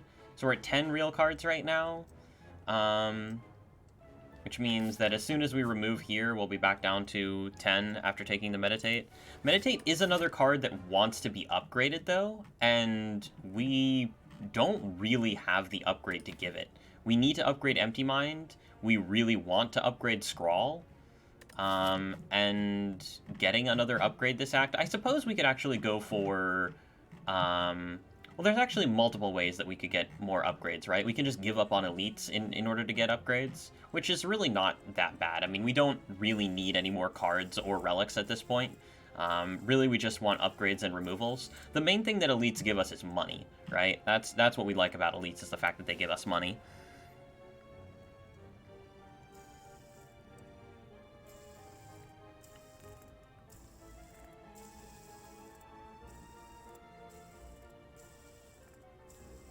Yeah, we can also just upgrade Meditate later. I mean, it's very, very unlikely that this is actually bad, right? It's super unlikely that this is bad. And yeah, it does, like, once our deck gets tighter, it will allow us to very consistently go infinite on turn 2, which I'm a huge fan of. We certainly do not take this. If we had Blue Candle, I would take this, actually. Because we could always trigger our Centennial Puzzle on turn 1.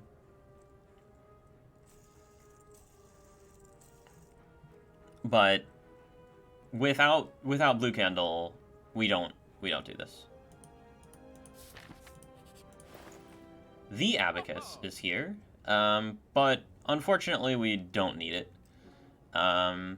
We're taking removal over the Abacus every time, unfortunately. Removal's just way, way, way better. There is a slight question of, like, Strike versus Simmering Fury. In reality, they're both kind of bad. Yeah, I mean, they're really not... Like, with Meditate and Empty Mind, we're never going to have a problem filling our hand, right? So...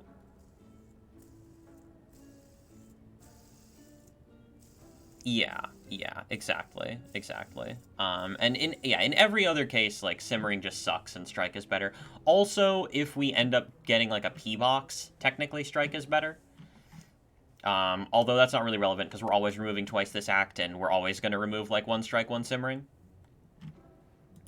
We can do Simmering first, though. I think that's very reasonable. We don't buy a potion. We have enough money to remove right away. If this is a shop, we'll be very happy. There's even technically a 4 elite path here, which we're just not going to take, because we have other things that are more important.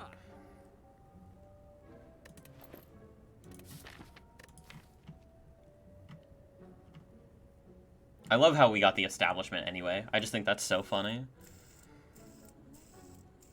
Oh, it can't be a shop. Yeah, never mind. You're right. It cannot be a shop. Pressure points for a Time Eater solution.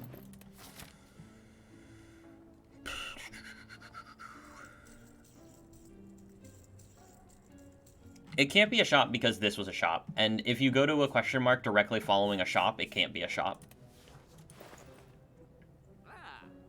Lantern was also pretty good, by the way. But removal's just better.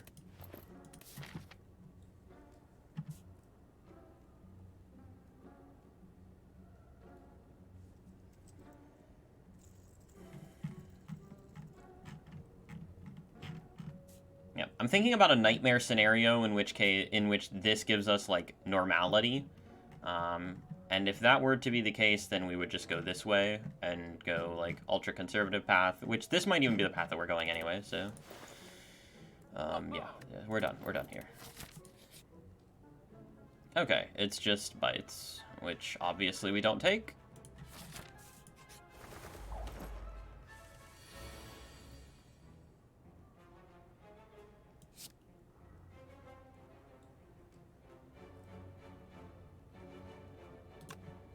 So we're technically taking 4 here. 4 is very acceptable. Like, not really that big of a deal whatsoever.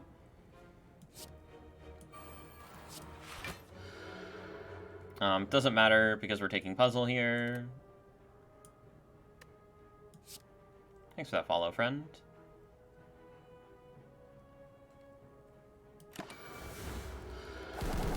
And thank you for the follow as well.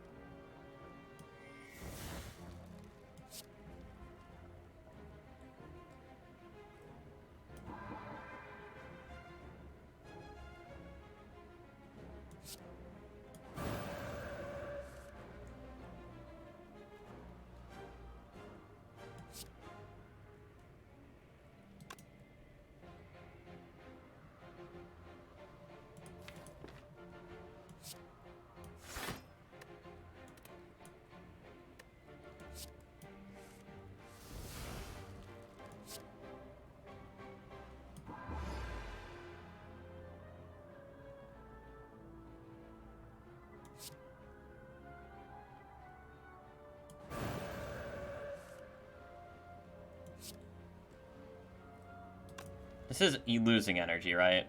Yeah, we're technically losing energy here. But it's fine. Next turn, we're infinite.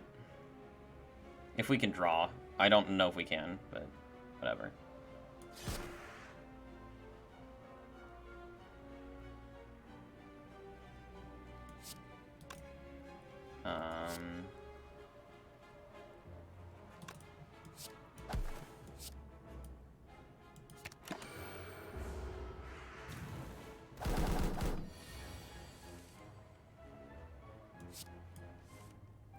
I don't think...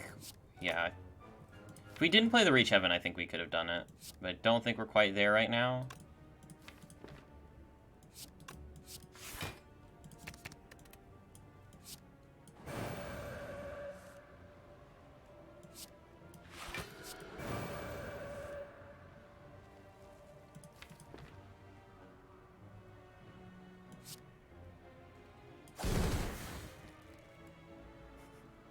Doing that much damage to an in-flight bird is just really funny to me. Do some pen nib setup here in case we want to take the elite.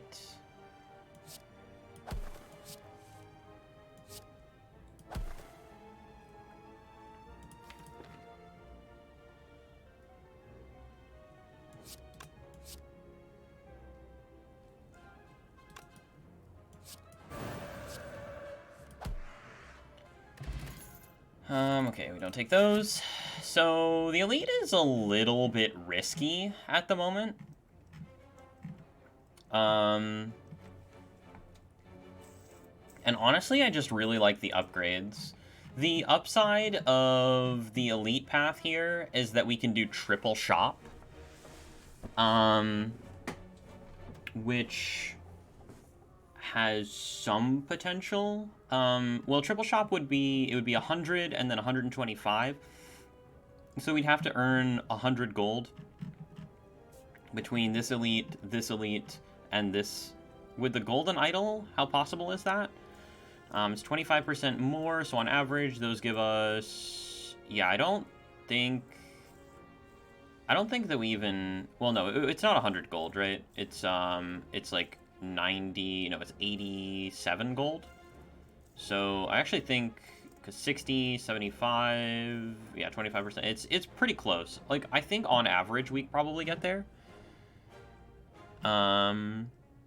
Take 1 billion damage from slavers. It's possible. Yeah, I mean, we have skill potion. So, you know, if turn 1 looks really bad, we just skill potion the elite.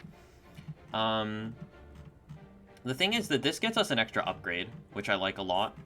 I really like getting the extra upgrade. Like, getting, even going like this. Well, this is technically like 3 elites, right? But yeah, just getting the extra upgrade feels like it's really, really nice here. Smiling Mask from the Elite. Yeah, that would be cool. That would definitely be cool. I'd be super down for Smiling Mask from the Elite. I mean... Yeah, I guess just having money... I don't know. I mean, we're gonna have enough money to remove, like, as many times as we need to, right? Like, we're already at 1, 2, 3, 4, 5, 6, 7, 8, 9, 10 real cards. We only really need 2 more removes, and we're probably getting way more than that.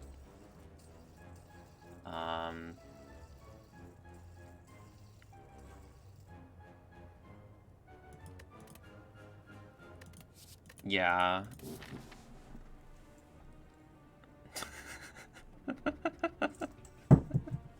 God damn it. God damn it, Terry. Oh, God. Oh, my God. So stupid. So stupid. Oh, my God. Did you know that, Benjamin Nib is a reference to Ben Franklin, who wrote the Declaration of Independence with a pen that used a pen nib?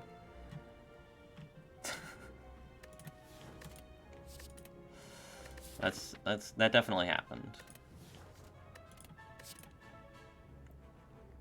Yeah. Yeah. Nicolas Cage told me himself. Yeah, I don't know, man. Benjamin Nib. Exactly. That's what all of his homies called him back in the day. And this is super marginal.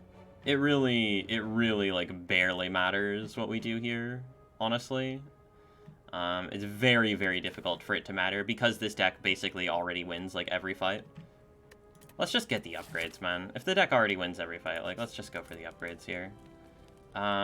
These 3, and the order is, like, kind of whatever. I think it's Scrawl and Meditate first. Probably Meditate first? No, maybe Scrawl, then... Scrawl's probably better for these 2 fights, right? Yeah. Then Meditate, then Empty Mind.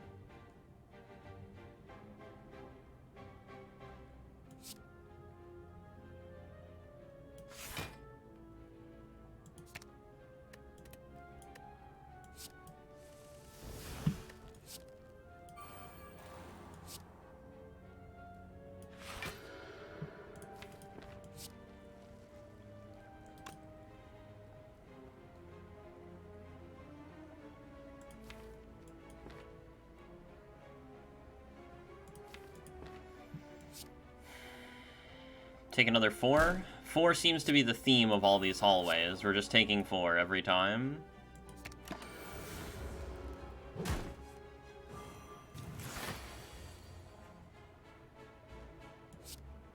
So yeah, this is the combo, by the way. We do Worship, Empty Mind, Worship, Eruption, Empty Mind, Eruption, Worship, Empty Mind,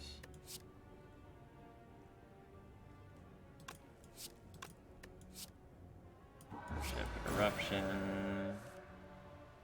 Yeah, I don't know. It works. It works. It works better when Empty Mind draws 3, but it still is kind of doing stuff right now.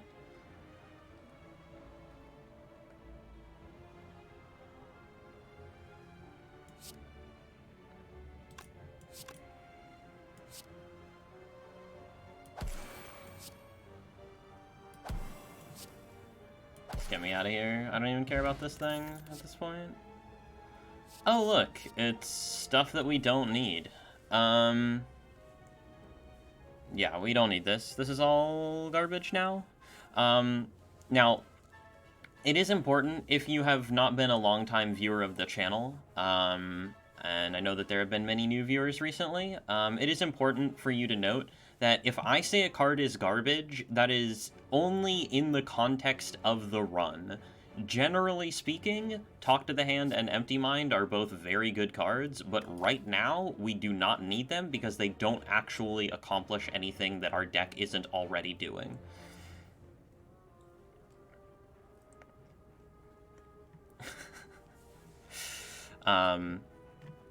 Okay, so we need to talk about,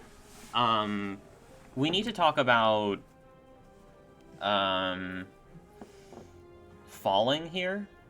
Because falling can kill us, kind of, right? Well, not really, right? Because we can always lose, like, either meditate or worship. Because we technically don't need worship.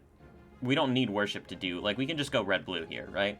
So, we can always lose either meditate or worship. We can't lose, oh, no, we can lose vigilance because we can just discount third eye. Yeah, so we can, we're already falling proof here.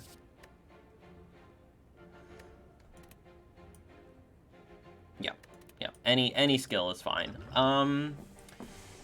There's some consideration for weak potion for the heart, specifically. It might be better than duplication potion now. But Dupont has its merits, and by the time we get to the heart, we should...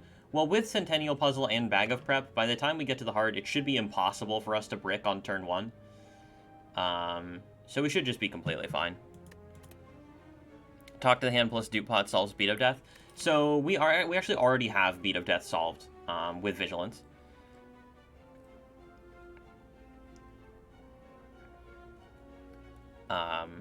So we can play Vigilance inside of our combo and go block positive that way, essentially. We will need to upgrade the Vigilance at some point here, I think. But once we do that, yeah, we play Vigilance inside the combo, and we just go block positive like that. So yeah, we don't need this.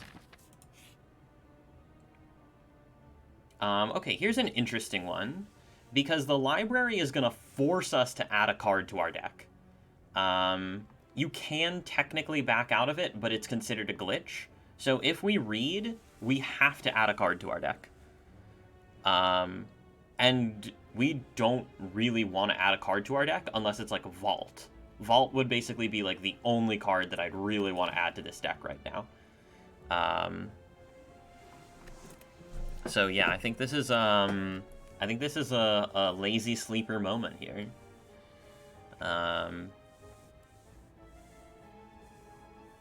Yeah, mental isn't even like, it's okay, but it's not even like that great, to be honest. Let's take the heal here. We always go this way. We can choose. I think we're probably going to go for the elite. We do need to get some gold at some point. And we have potions. I mean, we're completely fine.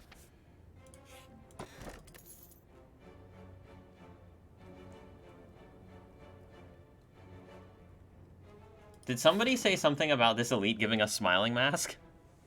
Yeah, that's a good one. That is a good one. Yeah, you love to see this one. You'll love to see this one. And there's no curse key consideration here because we don't need curse key at all.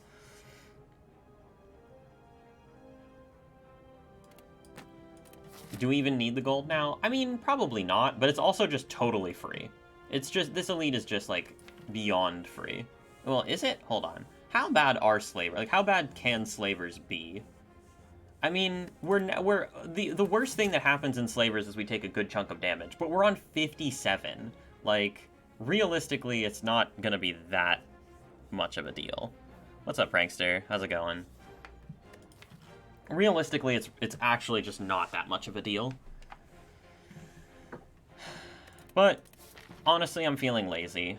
To be completely truthful with you guys, I'm feeling lazy. So let's just not do it. Let's just go here, upgrade the meditate.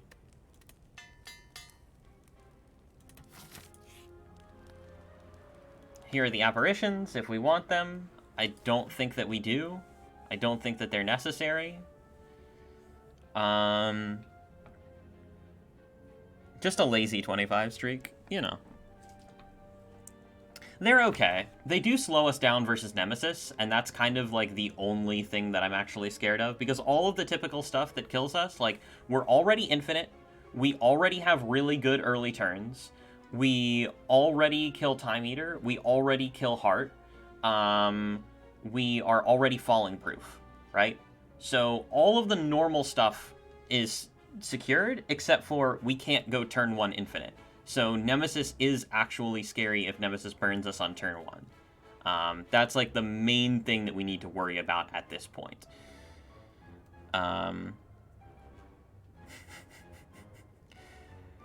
So I don't, and like apps aren't actually good versus Nemesis.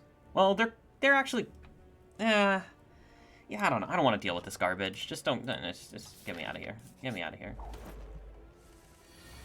Our deck is not actually so bad that we died in Nemesis. It's really not.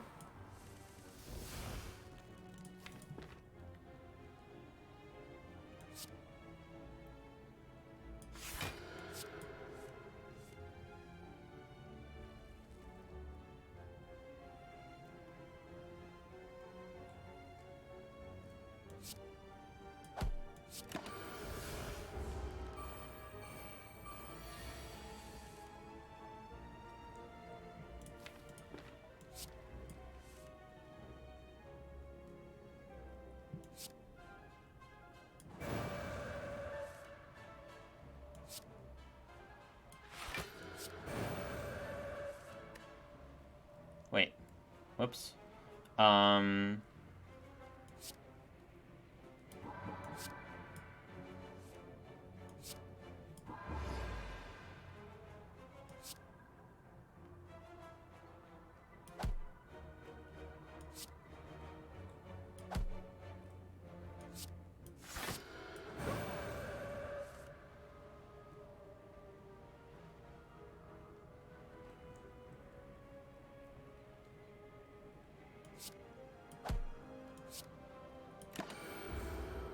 I don't know. There's probably a more efficient way that we can play this that I will figure out at some point.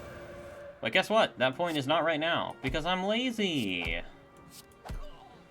Alright. Garbage. Oh look, it's a second rushdown.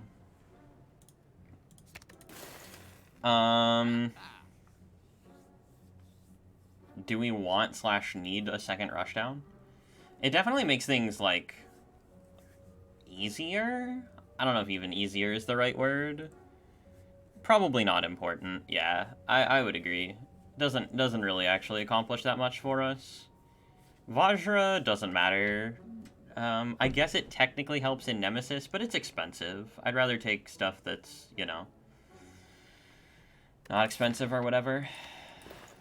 I mean, we're still kind of weak on turn 1s. The best relic we could probably see here would be, like, Violet Lotus, because then we could actually go infinite on turn 1. But we have, like, potions and stuff to help. We're not, like, that weak or anything. And if we find energy, we'll be even stronger. Empty Mind upgrade next, and then Vigilance, I think.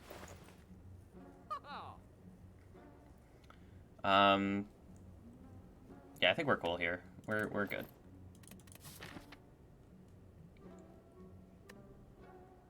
Do we want to go to the elite now? I mean, we can. There's like nothing wrong with it. But I'm lazy.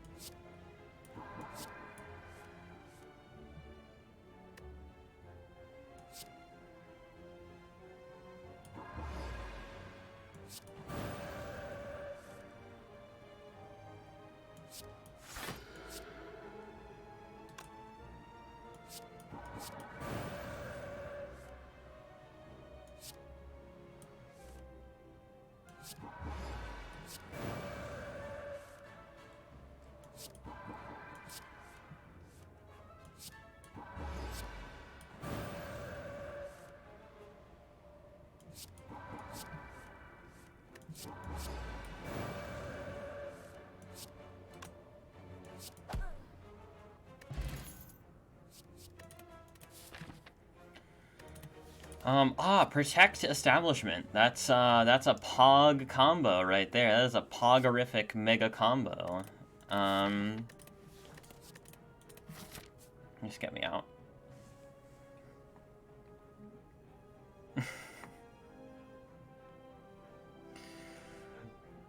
Thanks for the good luck wishes.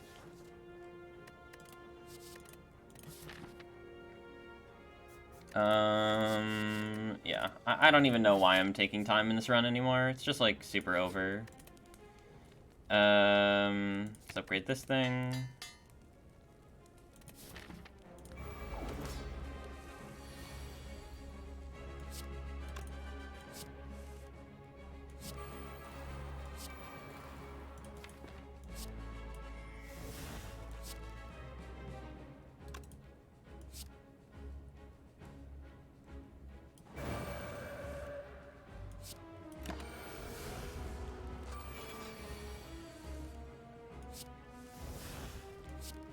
Just do the boring one, yeah.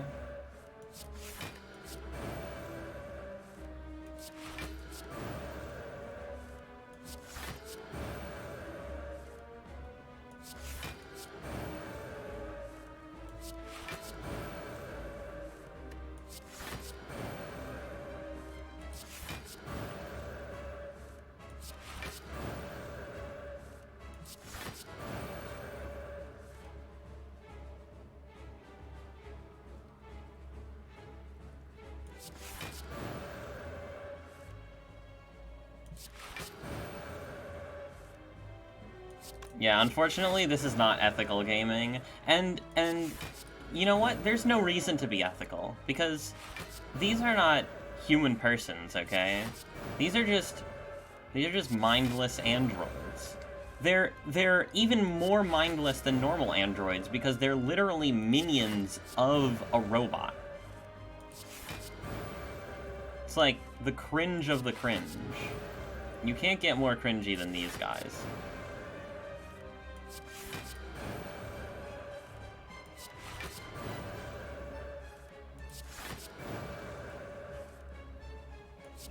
Classist. Of course, yeah. That's me, alright. Merle the classist. Okay, Gambler's Brew. Oh look, it's a vault. Haha! Remember that one card that I said that we would add to this deck? Well, here it is. And Gambler's Brew is probably better than... What are we duping here, even? Like, ever? I don't know. Something, maybe, at some point? Gambler's Brew is better than Skill. Sneckle.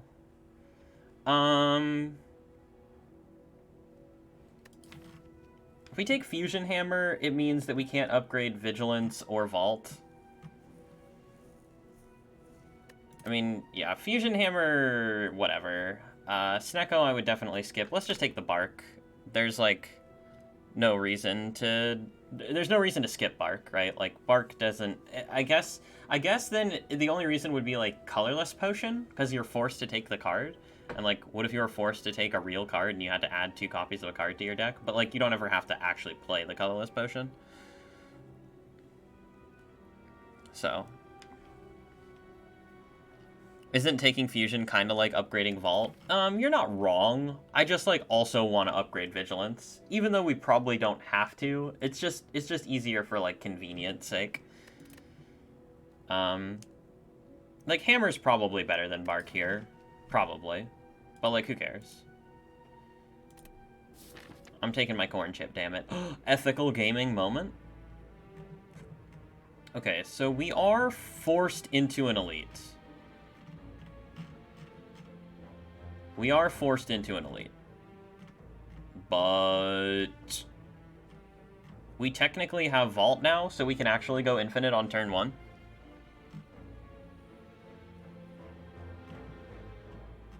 We can do 2 shops, technically. 1, 2, 3, 4, 5, 6, 7, 8, 9. We only need 1 remove. And we're... I don't want to go to the question marks, because the question marks represent the highest chance for the ultra low roll, and the ultra low roll is match and keep, forcing us to take, like, normality or pain,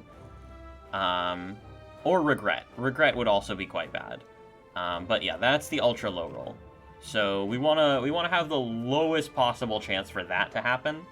And that's why we're going to be going to all these hallways, and then the only question mark that we're going to take in the act is here.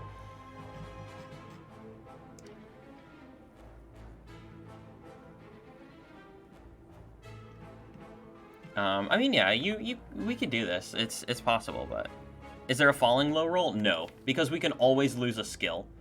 It doesn't matter what the skill is. None of the skills are actually necessary for us to go infinite here.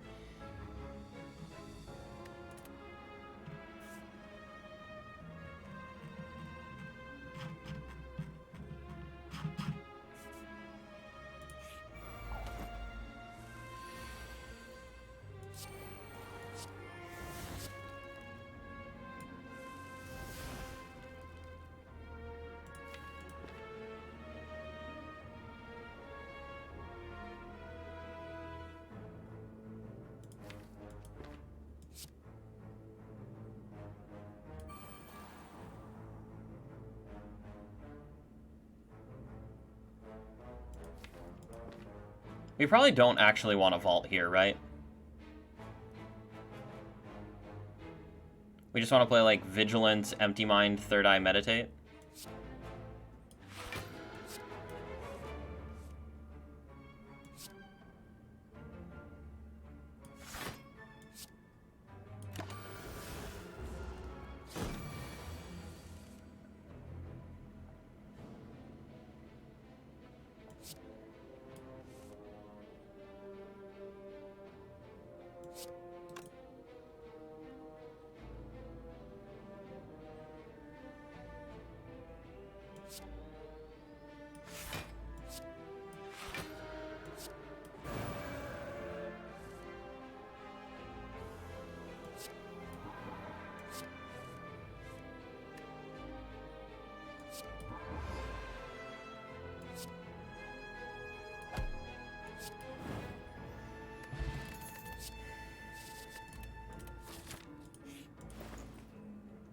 Medical Kit is actually interesting for Nemesis. Definitely solves the Nemesis issue.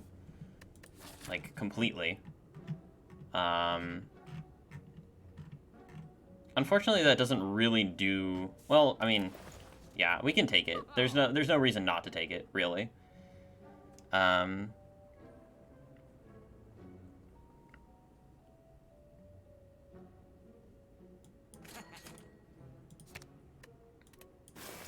And there's no reason not to take it because we have the Smiling Mask, right? So, like, we're always going to be able to remove.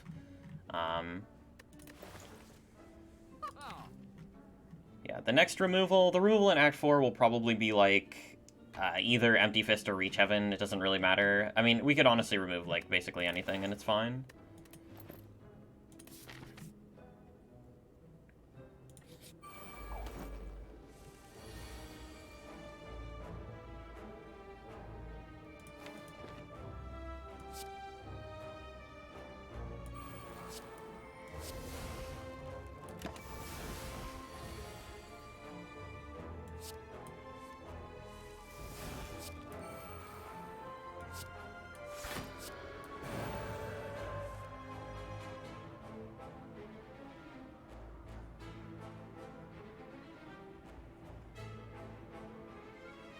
Are we taking damage here?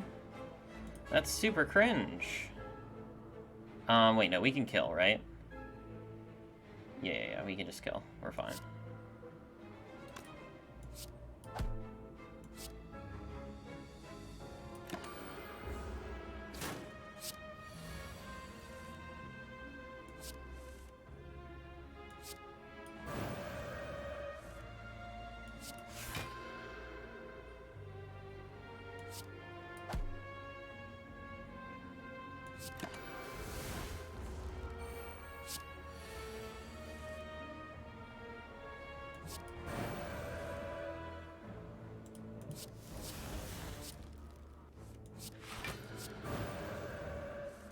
Oh, whoops.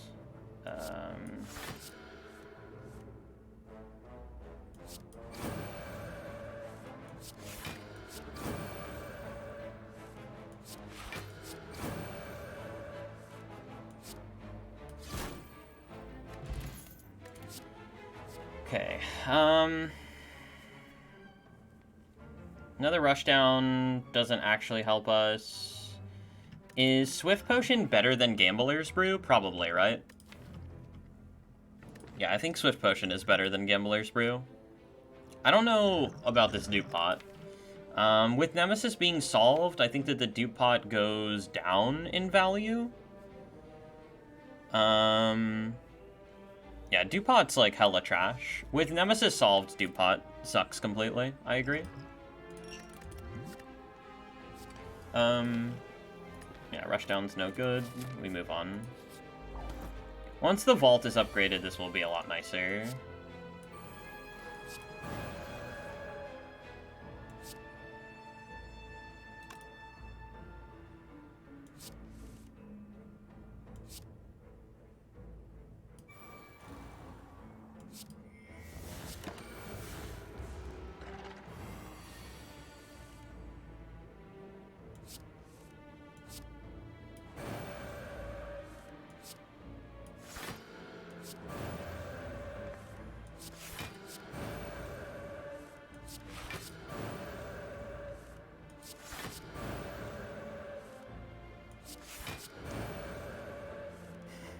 This is Act 3. It is Act 3.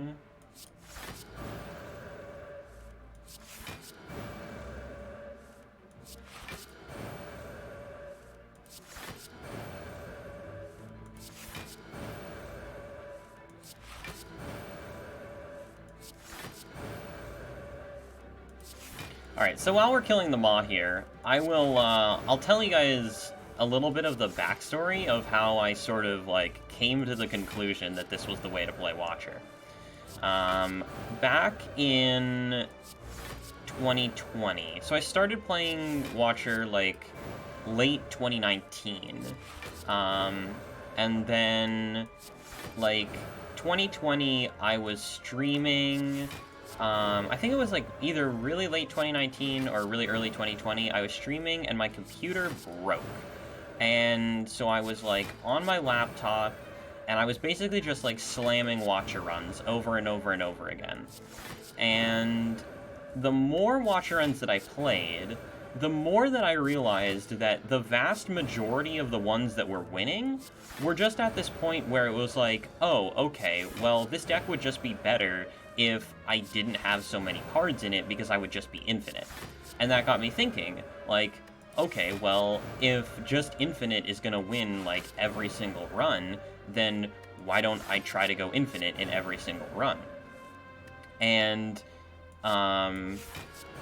that sort of started me down the path of, like, okay, well, what happens if I just, like, force infinite on Watcher? Because I'd been watching, like, Papa do, like, force infinite on Silent, and I was like, oh, okay, well, if you can force infinite on Silent, like, you gotta be able to force infinite on Watcher, too, right? So I, like, started, and then I kind of realized, like, oh, wow, this is actually stupidly consistent, right? And so once I realized that it was stupidly consistent, we don't take any of these, by the way, and we don't take that. Once I realized that it was stupidly consistent, I was like, oh, okay, well, then we just, like, you know, do that, and if it doesn't quite work out exactly the way that, oh my god, double buff, if it doesn't quite work out exactly the way that you want it to in terms of going infinite, you still have a lot of, like, really strong stuff to sort of fall back on, right?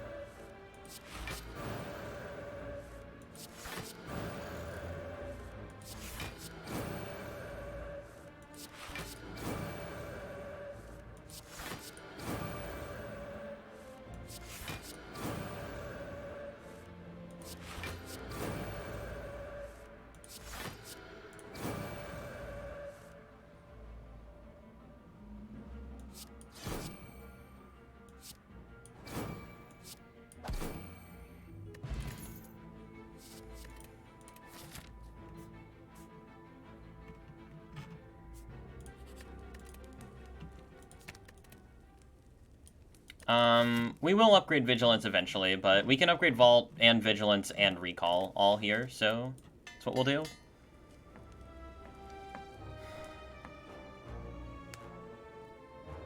Would Watcher be equal to or worse than other characters if you could only get the calm energy once per turn? That is a really interesting idea, actually. Wow, what a question. I still think Watcher might actually be stronger than the other characters if you could only get the calm energy once per turn. I just think that you would, like, the way that you'd have to play Watcher would be completely different. But the point is that even Watcher's, like, not so good strat, like, Divinity is not that strong, right? But you can force Divinity on Watcher and probably still win, like, 80+% of runs. It does make Fortress a lot worse, yeah. But yeah, you can force Divinity on Watcher and win a significant portion of your runs. Okay, we're not getting burned on turn 1, which means we win.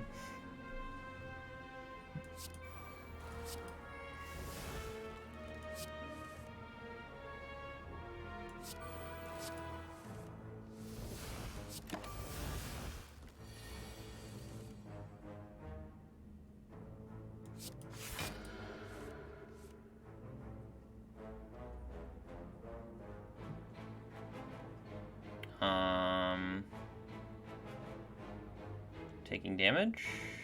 It's pretty cringe. It's fine though. We just we win from here.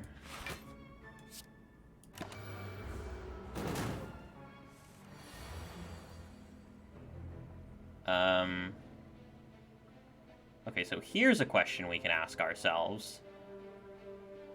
Do we want to do this?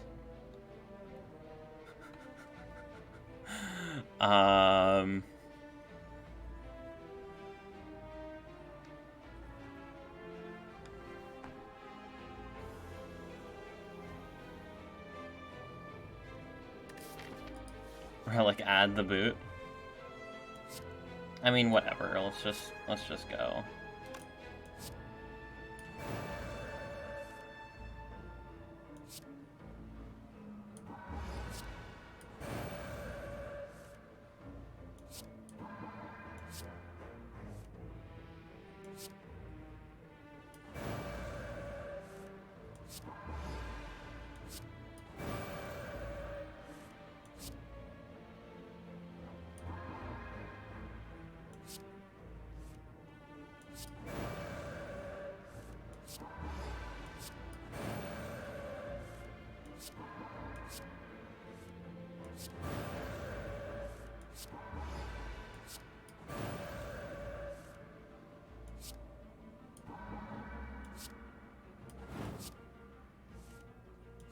So, how's everybody enjoying suffering?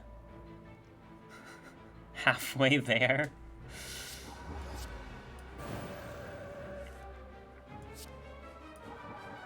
Just, like, over here getting RSI, no big deal. First chat in channel, sorry to call you out like that, but first chat in channel, Resident Sleeper, I would agree. But this everyone is optimal Slay the Spire gameplay, okay? This is what you all are here to see. Optimal Slay the Spire gameplay. Still more engaging than training in FTL. Not optimal for mental health. This is what peak performance looks like. Yeah.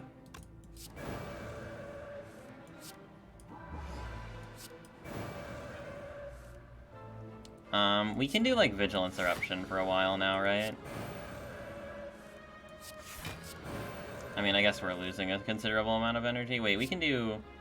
No, we can't. Whatever, dude. Just, like, get me the heck out of here, man.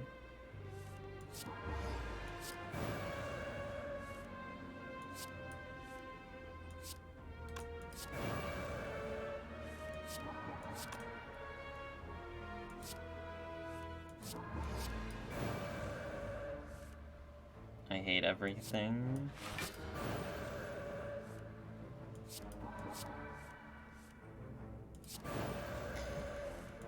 Oh, this is so, like, tedious to execute, too.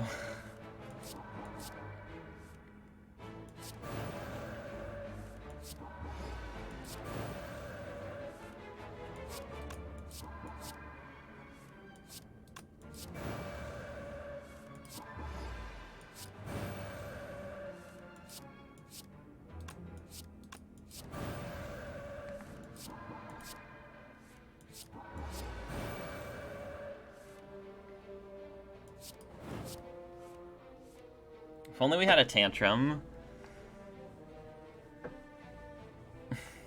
I don't know if we can actually mess this up, though, is the thing. I like, legitimately don't know if it's possible for us to mess this up. The problem here is that, like, we would have to maybe use a potion next turn. And that is probably unacceptable.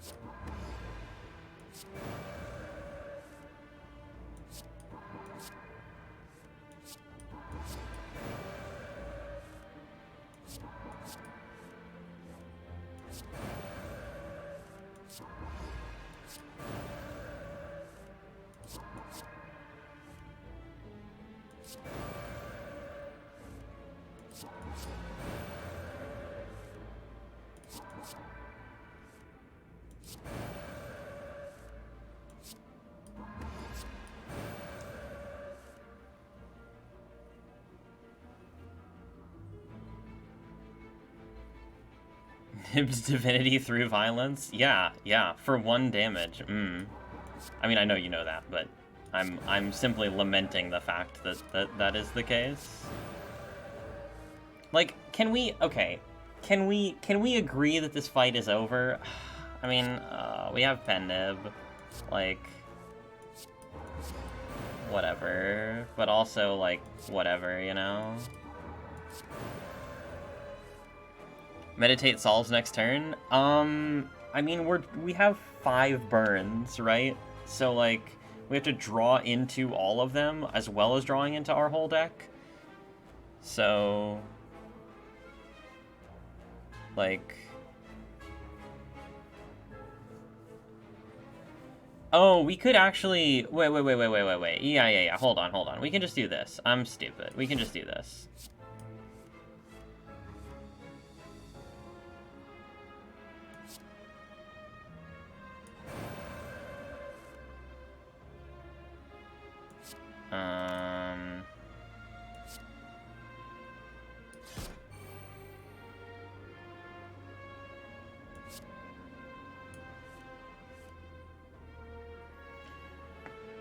Right, so now we have Nib Divinity double through Violence next turn.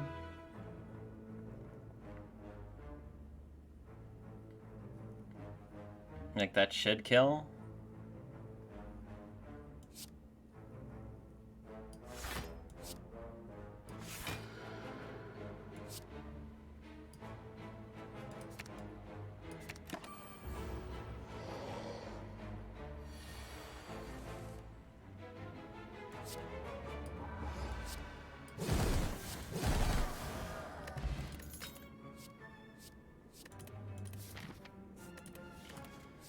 Yeah, we don't need that.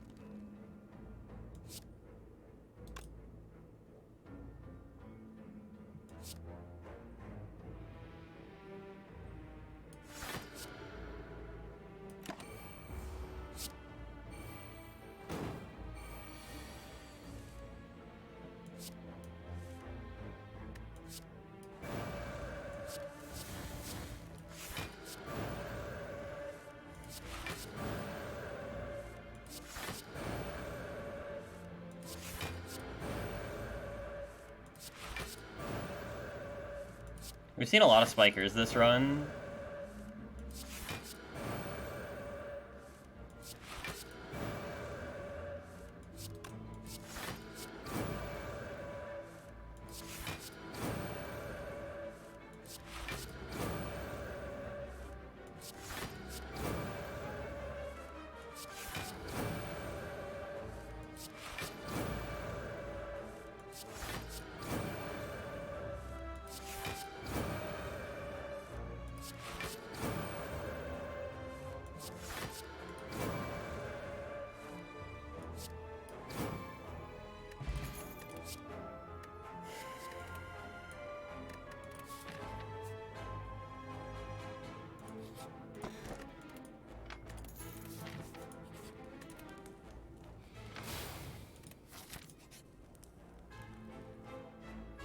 I mean, this is free, but it also just doesn't matter. Let's save some time, yeah?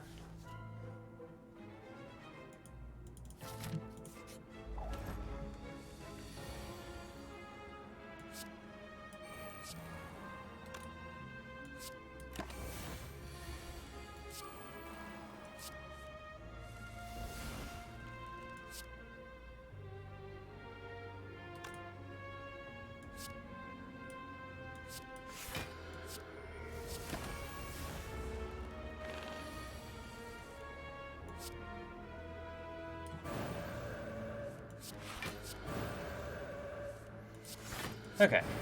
And now I can exhale because the event wasn't match and keep giving us a curse.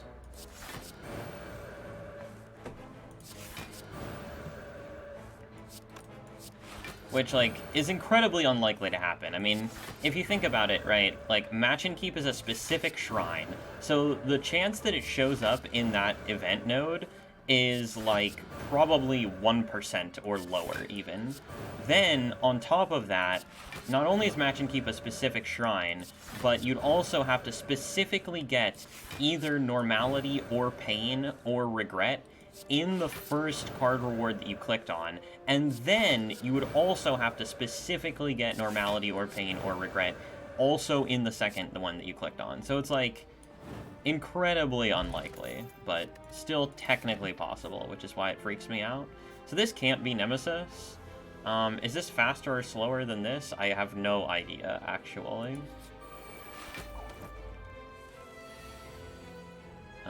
Oh, double attack. That's pretty cringe.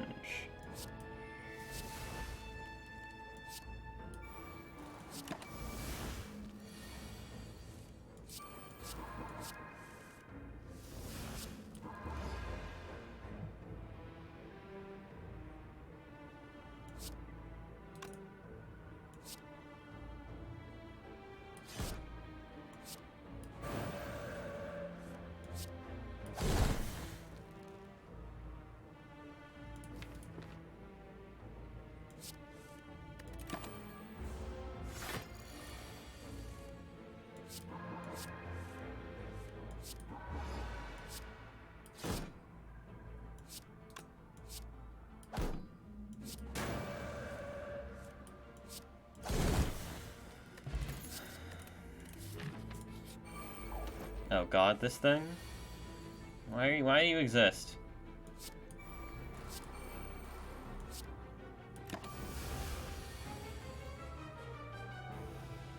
Why are you so cringe, sir? Thanks for that follow, friend.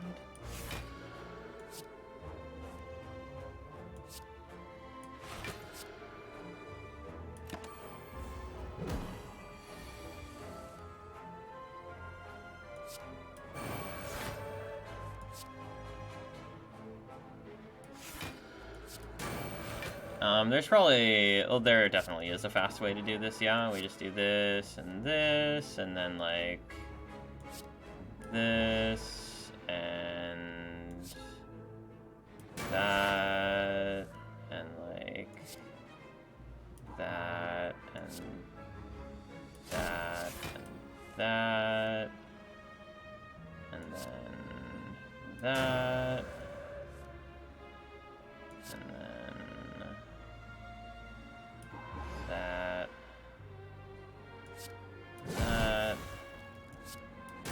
there, a bit of that, some of this action,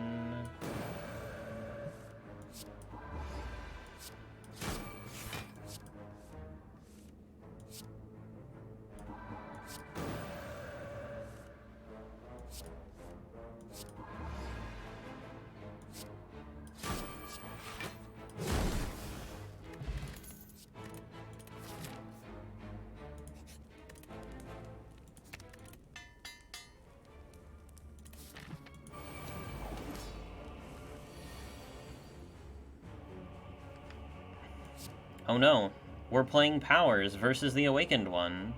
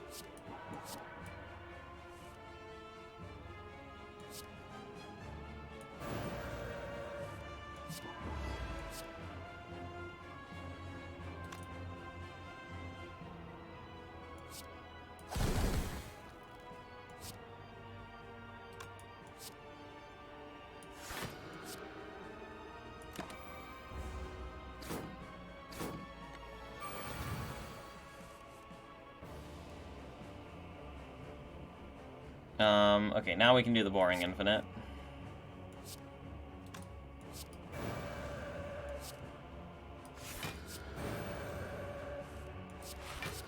I don't know whether this one is faster or the other one is faster. This one's just more brainless, so I'm gonna do it this way.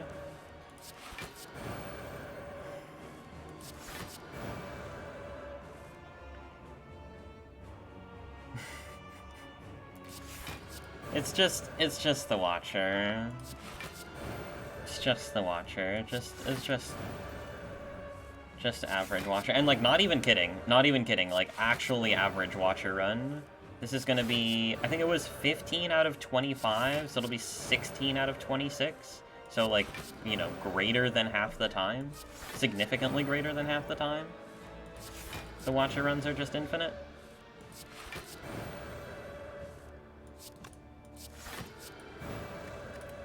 Let's do this. The long press confirmations tech is coming out.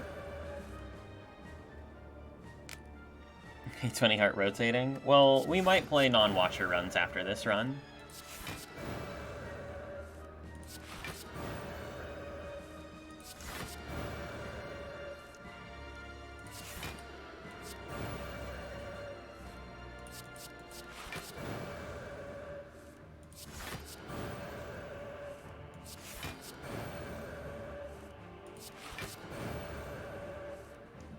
$300 block, yeah. More like ethical gaming, Pog, you know what I'm saying? Goodbye.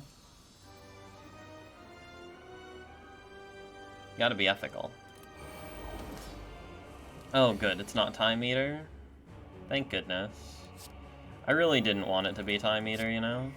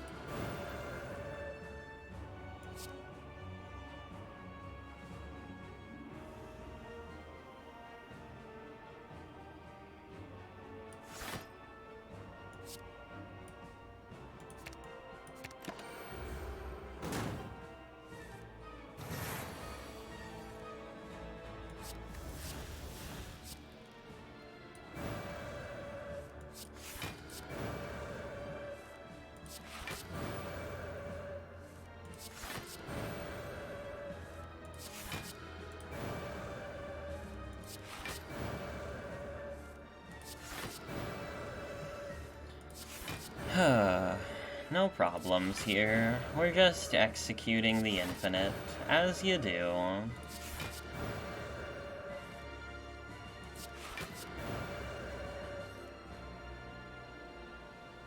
No, nobody's really written down every possible infinite because there are so many that it's like... I mean, the people who actually know them just haven't bothered, but, like, if you go on the wiki, you can see a whole bunch of, like, really cringy infinites. You know what's really funny? If you go on the wiki and look under Watcher Strategies, they list Divinity Infinite, but they don't list this infinite. They don't list the Rushdown Infinite. So, yeah, I mean, the quality of content that has been, you know, put out there is pretty low. There are all kinds of very weird infinites. I mean, basically, like, any cards that draw can go infinite if you discount them with, like, either Meditate Establishment or Madness. So there's a lot of, like, weird draw infinites, right?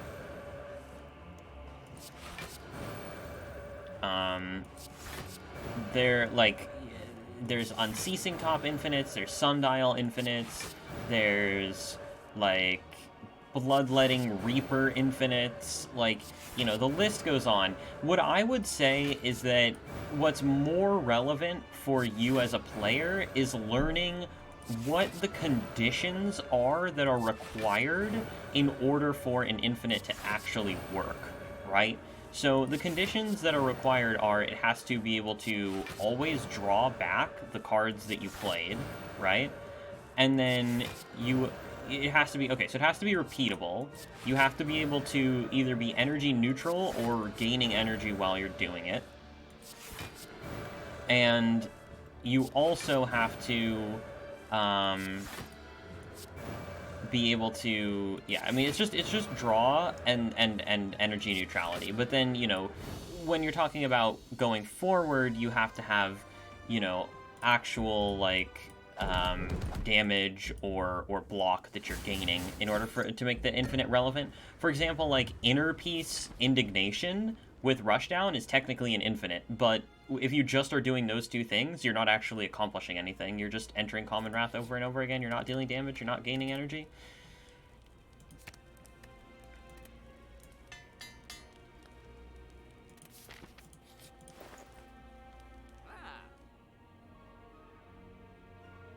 Mummified Hand is probably actually better than removal here.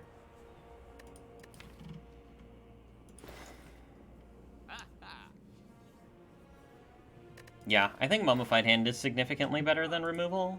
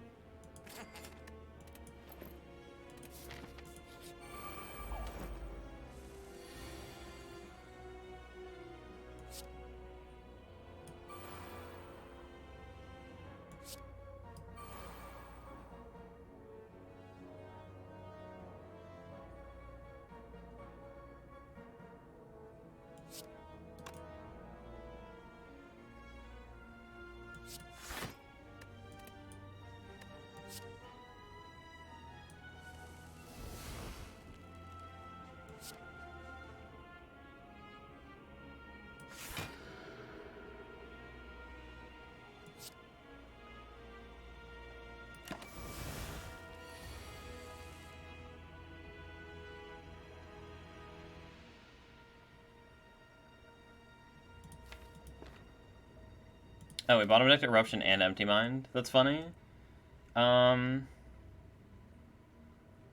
We could use a potion here, or we could take Spad Pattern. So technically we take, like...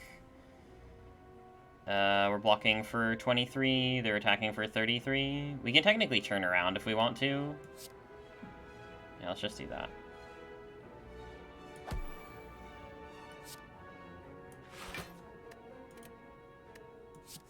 We can take damage here, it's not a big deal.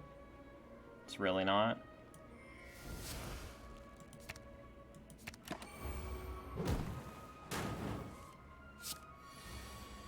We take 9, so what?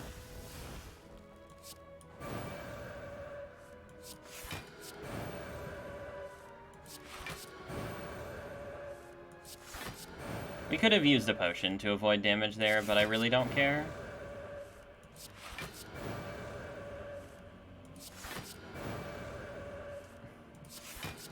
Yeah. You can have infinites at much lower card counts.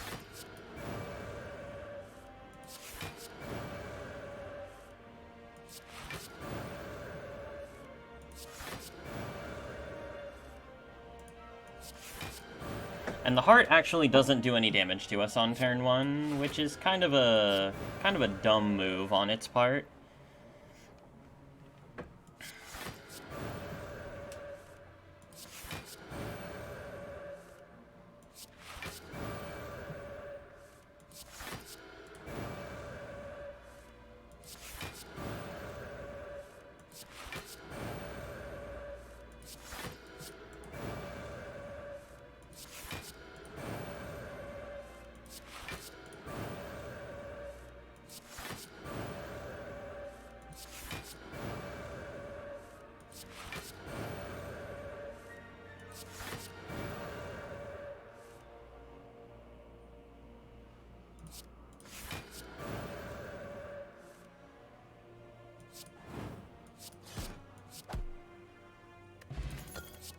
Bird face turn, lol. Skip this garbage.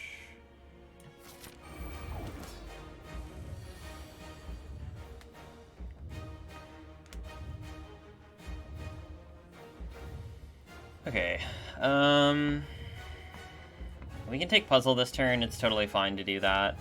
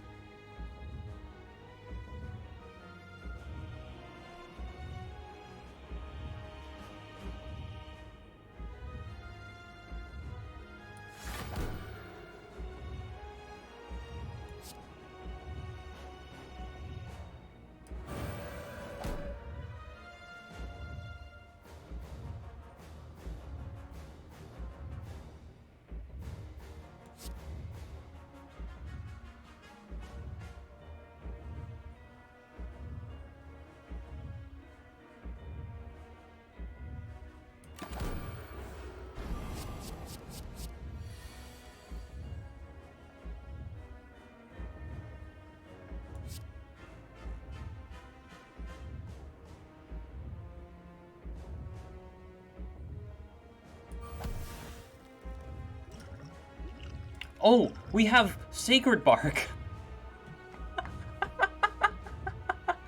Genuinely the first time this run I've thought about Sacred Bark.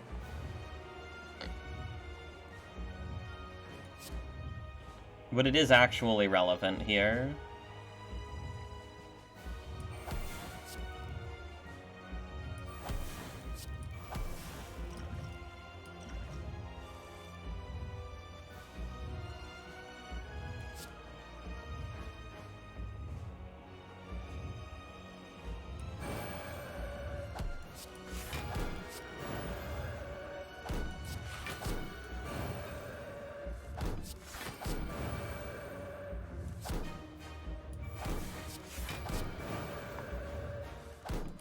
I mean, we would have gone infinite without it, but I just think it's funny.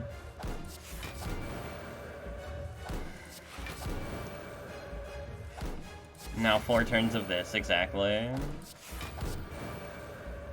Exciting stuff, I know.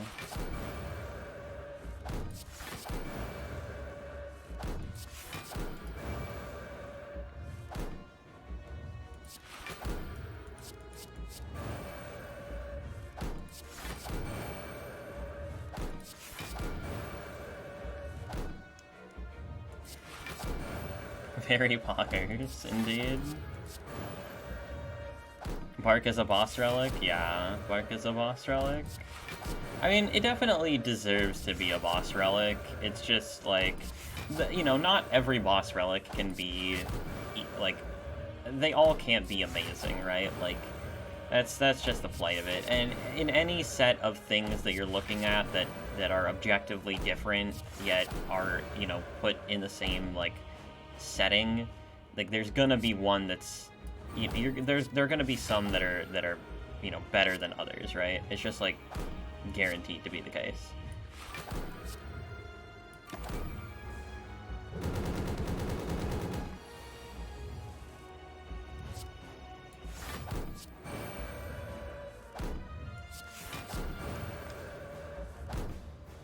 Yeah, if you have, like, Alchemize, then Bark can be really, really nuts. Like, Alchemize or White Beast, or even Potion Belt. Like, to me, Bark is really only, like, super underwhelming when you only have the 2 potion slots and, like, nothing else that's really helping you out. As soon as Bark gets, like, 1 or more of the things that makes it super OP, it becomes, like, really, really good.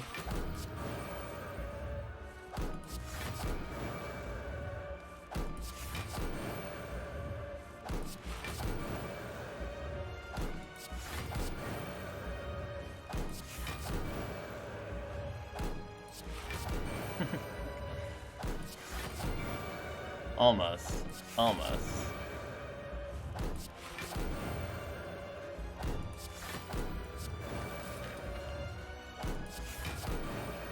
Can't believe this run's taken 3 hours. I guess I definitely dilly-dallied a lot in Act 1.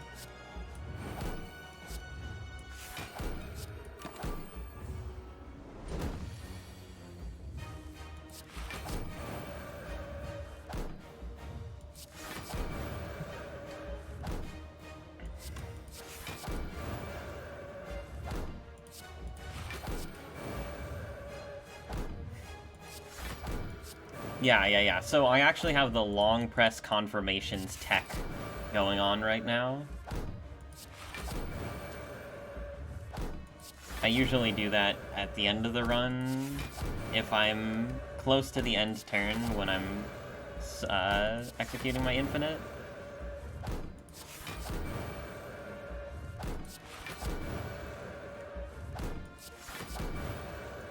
Because you never know.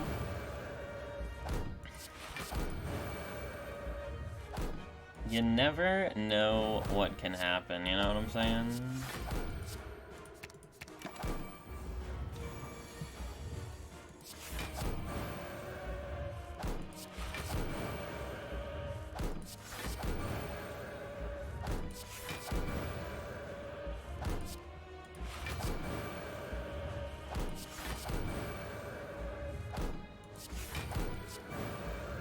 Kill it.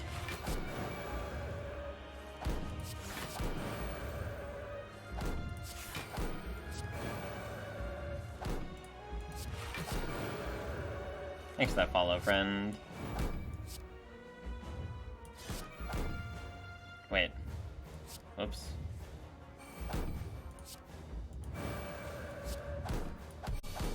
Alright, there we go. Okay, well that was